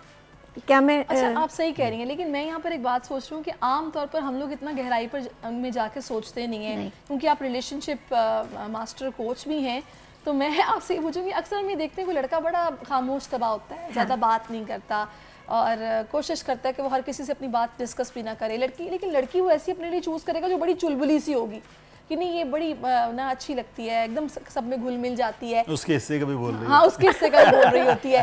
तो ये जो अट्रैक्शन होती है ऑपोजिट, क्या ये नॉर्मली होती है? इट डिपेंड करता है। बहुत से लोग हैं जो ऑपोजिट नहीं अट्रैक्ट करते, बट आपकी किससे ज़हनी हमआहंगी हो जाती है, आपको किसकी क्या बात अच्छी लगती है। देखिए किसी को पसंद करना है ना, खाली फिजिकल अट्रैक्शन नहीं होता, ठीक है। आपको उनकी बातें, उनकी इंटेलेक्ट, आपको उनकी वैल्यूज़, ये चीज़ें भी गौर करनी होती हैं, उनका बिलीफ सिस्टम कैसा है, उनके घर में उनका बाकी सबसे मिलना जुलना कैसा है। It's not just physical appearance, right. बहुत सी ऐसी चीज़ें जो इंसान को दूसरे की शख्सियत की तरफ ना सिर्फ मुतवज्जा करती हैं, बल्कि उनके साथ फिर एक आपको दिल करता है कि आप इनसे गहरा अटैचमेंट करें। ये जो भी आपने अट्रैक्ट करने की बात की है ना, मैं यहीं से इसको जोड़ूंगी बच्चों के साथ, क्योंकि हम अक्सर अपने घरों में देखते हैं कि वो बच्चे जो चुप रहते हैं या कम बोलते हैं, अक्सर पेरेंट्स उनको ये मतलब ना बकअप कर रहे होते हैं, भाई उठो ना, तुम भी जाओ, आगे बढ़ो, बात करो, क्या हो गया, तुम्हें कॉन्फिडेंस नहीं आएगा, दुनिया में कैसे बड़ा कंपटीशन है, ऐसे नहीं चलेगा, बोलो, बात करो, तुम्हें भी पार्टिसिपेट करना चाहिए। लेकिन वो बेचारे फिर शर्माए बैठे रहते हैं। ये इसलिए क्योंकि मैंने जैसे कहा कि दुनिया जो है ना वो एक्सट्रोवर्टेड ट्रेट्स को बहुत चेरिश करती है, ठीक है। बट हमें जो फोकस होना चाहिए वो ये होना चाहिए कि अगर एक बच्चा अपॉर्चुनिटी होने के बावजूद, तो माँ बाप का पुश होने के बावजूद भी थोड़ा रिजर्व रह रहा है, तो उससे आप कम से कम पूछें तो कि अच्छा क्या तुम्हारी रिजर्वेशंस हैं, क्या माहौल होना चाहिए, क्या एनवायरनमेंट होना चाहिए जहाँ तुम थ्राइव करोगे। जोर जबरदस्ती नहीं होनी चाहिए, कोई भी नहीं होना चाहिए, बस मेरी अम्मी अब्बू होने चाहिए। नहीं, ऐसा नहीं होता ऐसा नहीं होता। किसी न किसी से उनकी क्लोज अंडरस्टैंडिंग होती है, किसी न किसी से फेवरेट्स हो जाते हैं, पेरेंट्स में भी फेवरेट्स हो जाते हैं कि अच्छा हाँ इनसे मैं ज़्यादा बेहतर लिंक कर पाता हूँ या कर पाती हूँ। So there is a lot of depth to it. आप जब पढ़ने बैठे ना इसके बारे में तो आपको बड़ा मज़ा आएगा कि पर्सनैलिटी खाली इंट्रोवर्टेड नहीं होती। जैसे मैं जैसे जैसे बड़ी होती जा रही हूँ, दोस्त अहबाब कम होते जा रहे हैं, ये इस वजह से थोड़ी है कि मैं अचानक से एक्सट्रोवर्ट से इंट्रोवर्ट हो गई। ये इसलिए कि अब ये शऊर आ रहा है कि जी मुझे एनर्जी किससे शेयर करनी है, मैं किस पे टाइम लगाना चाहती हूँ। अच्छा, लेकिन डॉक्टर साहब अब बच्चे इंट्रोवर्ट हैं, माँ बाप का पुश भी है, सपोर्ट भी है, सब चीज़ें हैं, वो नहीं आ रहे, तो क्या ये हमें करना चाहिए या उनको वैसे ही जैसे उनकी मर्जी है वैसे मैं अपनी एग्जांपल दूंगी आपको, ठीक है। मेरे 2 बच्चे, एक बेटा है मेरा, एक बेटी है। बेटा एक्सट्रोवर्टेड है, बेटी इंट्रोवर्टेड है। शुरू में हमें लगता था कि वो शाय है। अच्छा, इंट्रोवर्ट्स के लिए शाय का लफ्ज़ भी यूज़ करते हैं, बिल्कुल ऐसा ही है, ठीक है। एंटी सोशल बोलते हैं, ठीक है, या वो मतलब पार्टी गोइंग नहीं है तो ओहो कोई मसला है, ऐसा नहीं है। कहाँ उसका कंफर्ट है, कहाँ वो कंफर्टेबल है, किसके साथ वो बात करना चाहती है, किसको हग करना चाहती है, लाइक ये सारी चीज़ें एज अ मदर मुझे I have to manage, I have to take care, I have to create that environment जहाँ मेरी बच्ची थ्राइव कर सके। क्या चीज़ें मैं नोटिस करती हूँ कि वो क्रिएटिव बहुत है तो उसको क्रिएटिव अपॉर्चुनिटीज़ ज़्यादा मिलती हैं। उसको एक्टिंग का और वॉइस ओवर्स वगैरह का भी शौक है। So she is already doing it, she is only 11 years old। सो एक 11 साल की बच्ची, इंट्रोवर्टेड बच्ची, उसको मैं शाय कह के पीछे नहीं कर सकती, या मैं यू नो लाइक डंडे बजा के ये नहीं कहूँगी जाओ जाके खड़े होकर सबको तुम पब्लिकली एड्रेस करो। नो, हर चीज़ का एक तरीका है, अच्छा तरीका भी है, बुरा तरीका भी है। हमारी कोशिश एज अ पेरेंट ये होनी चाहिए कि हम अच्छे तरीके से बच्चों को वो एनवायरनमेंट दें जहाँ उनको थ्राइव करने मिल सके, खाली सर्वाइव नहीं। सही, वाकई बड़ी अच्छी बात है आपने, क्योंकि अक्सर पेरेंट्स इस चीज़ को ना समझने की भी कोशिश नहीं करते हैं। वो बस नॉर्मली जो इर्द गिर्द माहौल चल रहा होता है कि बाकी। अच्छा, एक चीज़ और मैं आपसे जानना चाहूँगी। एक तो हमारे घरों में आम हमने कल्चर देखा है कि अगर खाला, मामू, ताया, चाचा का बच्चा ओ लेवल्स कर रहा है, ए लेवल्स कर रहा है, तो आप अपने बच्चे पे प्रेशर देंगे कि भी वो कर रहा है, तुम तो बहुत नालायक हो, तुम तो पढ़ ही नहीं रहे हो, वैसे देखो वो क्या कर रहा है। ये जो कंपैरिजंस हैं ये बच्चों को इतना इफेक्ट करते हैं कि जो वो करना चाहते हैं वो कर नहीं पाते हैं, और वो बेचारे बस उन्हीं तानों और उन्हीं बातों की ना जद में रहते हैं और वो किसी और तरफ निकल जाते हैं। इसी पे मैं ऐड करना चाहूँगी, आपने बिल्कुल ठीक कहा, कंपैरिजन सिर्फ 2 तरह से अलाउड होना चाहिए। ये मैं क्लाइंट्स को भी सिखाती हूँ तो आपकी ऑडियंस भी इस वक्त सीख सकती है। कंपैरिजन सिर्फ 2 वजह से होना चाहिए। एक, अपने साथ कि मैंने कितना प्रोग्रेस किया है, कंपैरिजन सेल्फ टू सेल्फ कि मैंने कितना प्रोग्रेस किया, और कंपैरिजन जब दूसरों से होता है तो ये सिर्फ इसलिए होना चाहिए कि पॉसिबिलिटी क्या है। अगर ये कर सकते हैं तो मैं भी कर सकता हूँ, अगर इनके पास अपॉर्चुनिटी तो मैं भी अपनी अपॉर्चुनिटी क्रिएट कर सकता हूँ। इसमें हसद या जेलसी नहीं होना चाहिए। लेकिन होता क्या है कि जब अब आप खुद मुझे बताओ, इंट्रोवर्ट का इंट्रोवर्ट से कंपैरिजन होना चाहिए या एक्सट्रोवर्ट से होना चाहिए? ऑब्वियसली वो तो सेम है होना ना, चाहिए। तो आप एप्पल्स और ऑरेंजेस को कंपेयर नहीं कर सकते, ठीक है, क्योंकि ये चीज़ें बाद में जाके रिलेशनशिप्स को ख़राब करती हैं। मुझे इसलिए इसकी इन्फॉर्मेशन तो पेरेंटिंग होनी चाहिए ना सबसे पहले तो। अच्छा, इसमें तो फिर बच्चों का माइंड ट्रेन करने की बजाय पेरेंट्स का होना चाहिए कि अगर बच्चे 3-4 साल साइड बाय साइड हो तो आप कॉन्शियस पेरेंट्स बने, और कॉन्शियस पेरेंट्स फिर अपने बच्चों को जो चीज़ सिखाएंगे वो बच्चों में नुमाया नज़र आएगा। सही। अच्छा, अब मुझे ये बताइएगा पाकिस्तान में कितना रुझान है ये जो न्यूरो इनकोडिंग आप बता रही हैं, और एक ये जो रिलेशनशिप कोच, मैंने तो खैर फर्स्ट टाइम सुना है कि रिलेशनशिप मास्टर कोच भी होते हैं कि शादी से पहले हम लोगों से जो राय लेते हैं ना, बताओ ये लड़का मेरे लिए ठीक है या नहीं ठीक, तो वो किसी कोच से अगर ले ली जाए तो वो अपने शादी के बाद ही ज़्यादा, हाँ शादी से पहले भी बाद भी। देखिए मेरे पास दोनों तरह के केसेस आते हैं, ठीक है, जो मैं बहुत खुश होती हूँ। रुझान है लोगों में, अब है, इस 2023 में तो था, अब तो 24 है तो आई होप कि बढ़े। अवेयरनेस की बात है, सेल्फ अवेयरनेस होनी चाहिए, आप खुद कितना अवेयर हैं, क्योंकि देखिए ये नहीं हो सकता कि जी लड़का पसंद कर लिया किस वजह से, ऑप्युलेंसेस की वजह से। ऑप्युलेंसेस क्या है, वो जी स्मार्ट बहुत है, टॉल है, हैंडसम है, पैसे भी कमाता है, गाड़ी भी अच्छी रखी हुई है, ये चीज़ें तो कभी भी ख़त्म हो जाएंगी ना। तो आपको एक्चुअली उसकी क्या कैरेक्टरिस्टिक्स हैं जिन पे गौर करना चाहिए। सही। क्या वो सवाल हैं जो होने चाहिए आपकी फ़र्स्ट डेट में, पहली मुलाकात में, मंगनी के टाइम पीरियड में? क्या वो फैसले हैं जो अभी से आप लोग कर सकते हैं फैमिली प्लानिंग के लिहाज से, या घर में, मैं जॉइंट सिस्टम में रहती हूँ तो जॉइंट फैमिली में रहने के तरीके होते हैं अच्छी तरह से निभाना होता है, वो क्या तरीके हो सकते हैं, कैसे आप खुश अखलाक़ी से, खुश उसलूबी से कर सकते हैं हर काम, क्यों नहीं इस तरफ तवज्जो जाती। खाली ड्रामेटाइज नहीं करना होता ना, ड्रामे देख देख के वही चापलूसियाँ हो रही हो ऐसा अच्छा नहीं, ऐसे फिर माहौल अच्छा नहीं आता। हम ज़िंदगी 2 तरह से गुजार सकते हैं, या मिजरेबल होके या ब्यूटीफुल तरीके से, चॉइस हमारी होती है, ये डिपेंड आप पे करता है। बिल्कुल, वेरी राइट, बड़ी अच्छी बातें आपने कही हैं doctor Sana, thank you so much for your time, और बहुत अच्छा लगा है मुझे आपसे मिलके। अच्छा, वैसे आप सितारों के हाल अहवाल पे यकीन रखती हैं? देखिए हर चीज़ जो पढ़ाई है, जो एक नॉलेज है, वो तो लेनी चाहिए ना। बिल्कुल, चलिए फिर आज आपको ये नॉलेज हम देते हैं। इस वक्त हमें इरफान कामिल साहब ज्वाइन कर चुके हैं। अस्सलाम वालेकुम इरफान साहब, वेलकम टू आवर शो। सलाम सैरिश, क्या हाल चाल है आप? मैं इरफान साहब, नया साल शुरू हो गया है, तो नए साल के आगाज़ में अब क्या कुछ है बताने को? नया साल होता है, लोग उम्मीद बांध के बैठे होते हैं कि सब कुछ अच्छा होना चाहिए, तो क्या है नए साल में पाकिस्तानियों के लिए? देखें, पहले तो सब लोगों को नया साल मुबारक हो, आप लोगों को भी नया साल मुबारक हो, और इन दुआओं के साथ कि अल्लाह ताला जो हमारा इल्म है और उसमें जो बुरी बातें हैं उनको अच्छाई में बदल दे। लेकिन हम क्या करें, कुछ चीज़ों को ऑब्सोलीट नहीं कर सकते, जो चीज़ें नज़र आ रही होती हैं चाहे वो अच्छी है, हम उसको, हमारी आई साइट भी एक्सेप्ट करती है, हमारा माइंड भी एक्सेप्ट करता है। तो क्योंकि ये नंबर 8 ईयर स्टार्ट हुआ है, दिस इज 2024, इट्स नंबर 8 जी। नंबर 8 जो ईयर है ये सैटर्न रिलेटेड ईयर है, जिसे आप ज़ुहल कहते हैं। और ये ईयर, इसको मैंने ईयर को नाम दिया है कार्मिक ईयर। कार्मा मीन्स जो आप जिंदगी में करते हैं वो रिटर्न मिलता है आपको उसका। सही। अच्छा करते हैं तो अच्छा मिलता है, बुरा करते हैं तो बुरा मिलता है, ये अल्लाह का भी एक कानून। तो अब के साल में आप कोशिश करें, लोगों को सबसे पहले मेरी एडवाइस है कि गुनाहों से परहेज करें, चाहे एक झूठी बोलना क्यों ना हो, वो उसका भी एक रिटर्न मिलेगा उनको। तो जो लोग बेइंतहा मेहनत करते हैं उनको उसका रिवॉर्ड मिलेगा। जो लोग चीटिंग करते हैं, जो लोग डिफरेंट शॉर्टकट्स यूज करते हैं, उनको वो रिटर्न नहीं मिलेगा, बल्कि उनको डिफीट होगी। सही। बिल्कुल इसी तरीके से ये साल है अदलिया का साल, ये साल है जुडिशनरी का साल। इसमें आप बहुत सारे फैसले थ्रू जुडिशनरी देखेंगे, जिसके अंदर के बहुत सारी चीजें फाइनलाइज आपको होती भी थ्रू जुडिशनरी नजर आएंगी, जिसके अंदर मैंने आपको बताया ना ये साल कार्मिक ईयर है।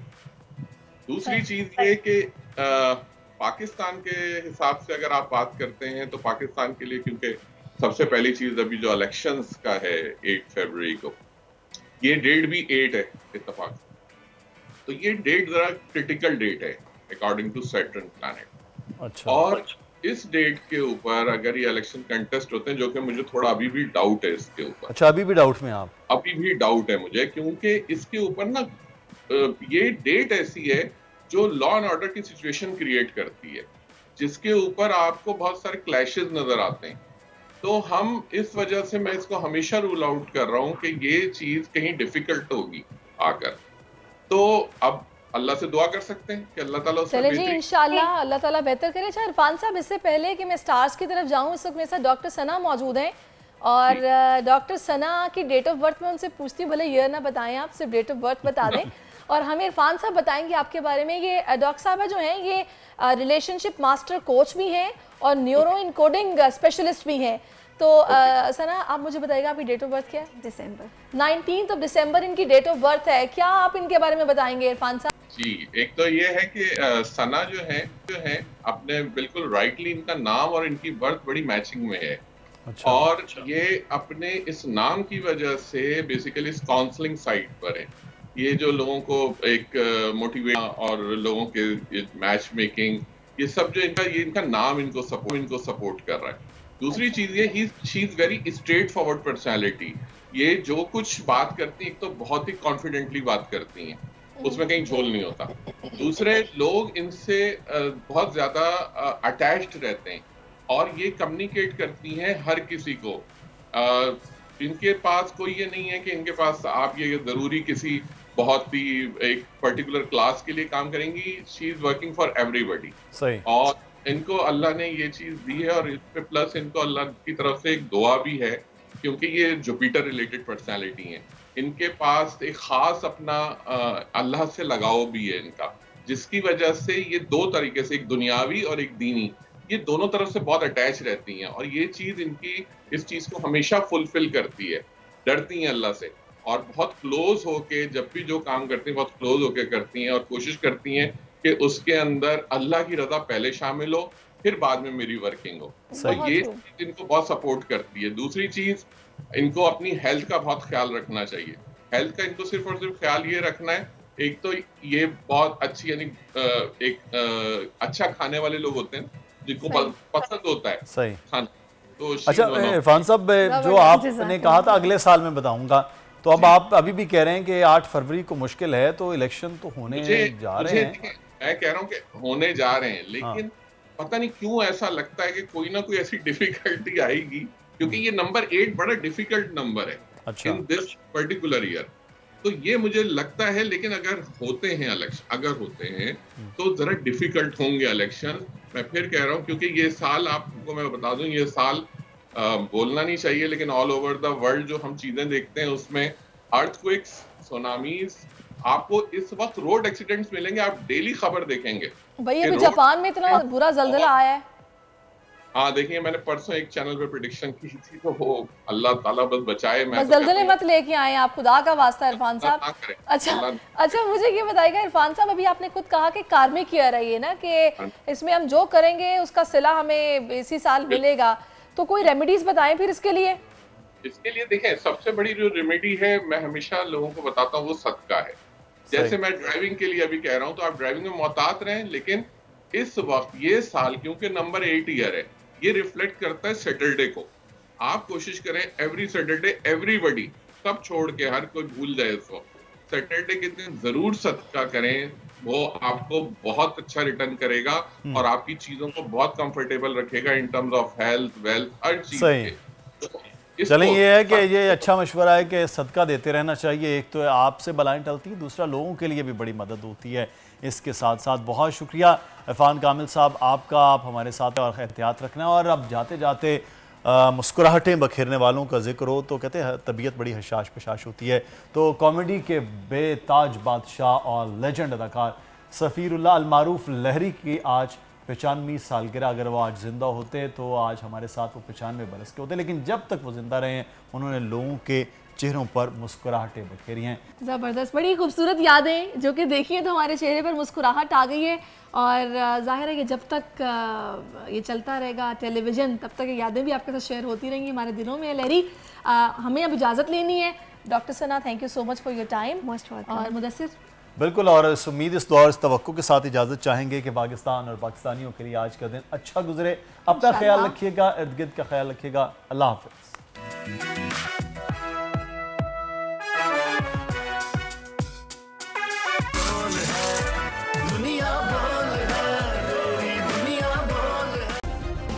सब्सक्राइब करें और बेल दबाएं ताकि कोई खबर रह न जाए।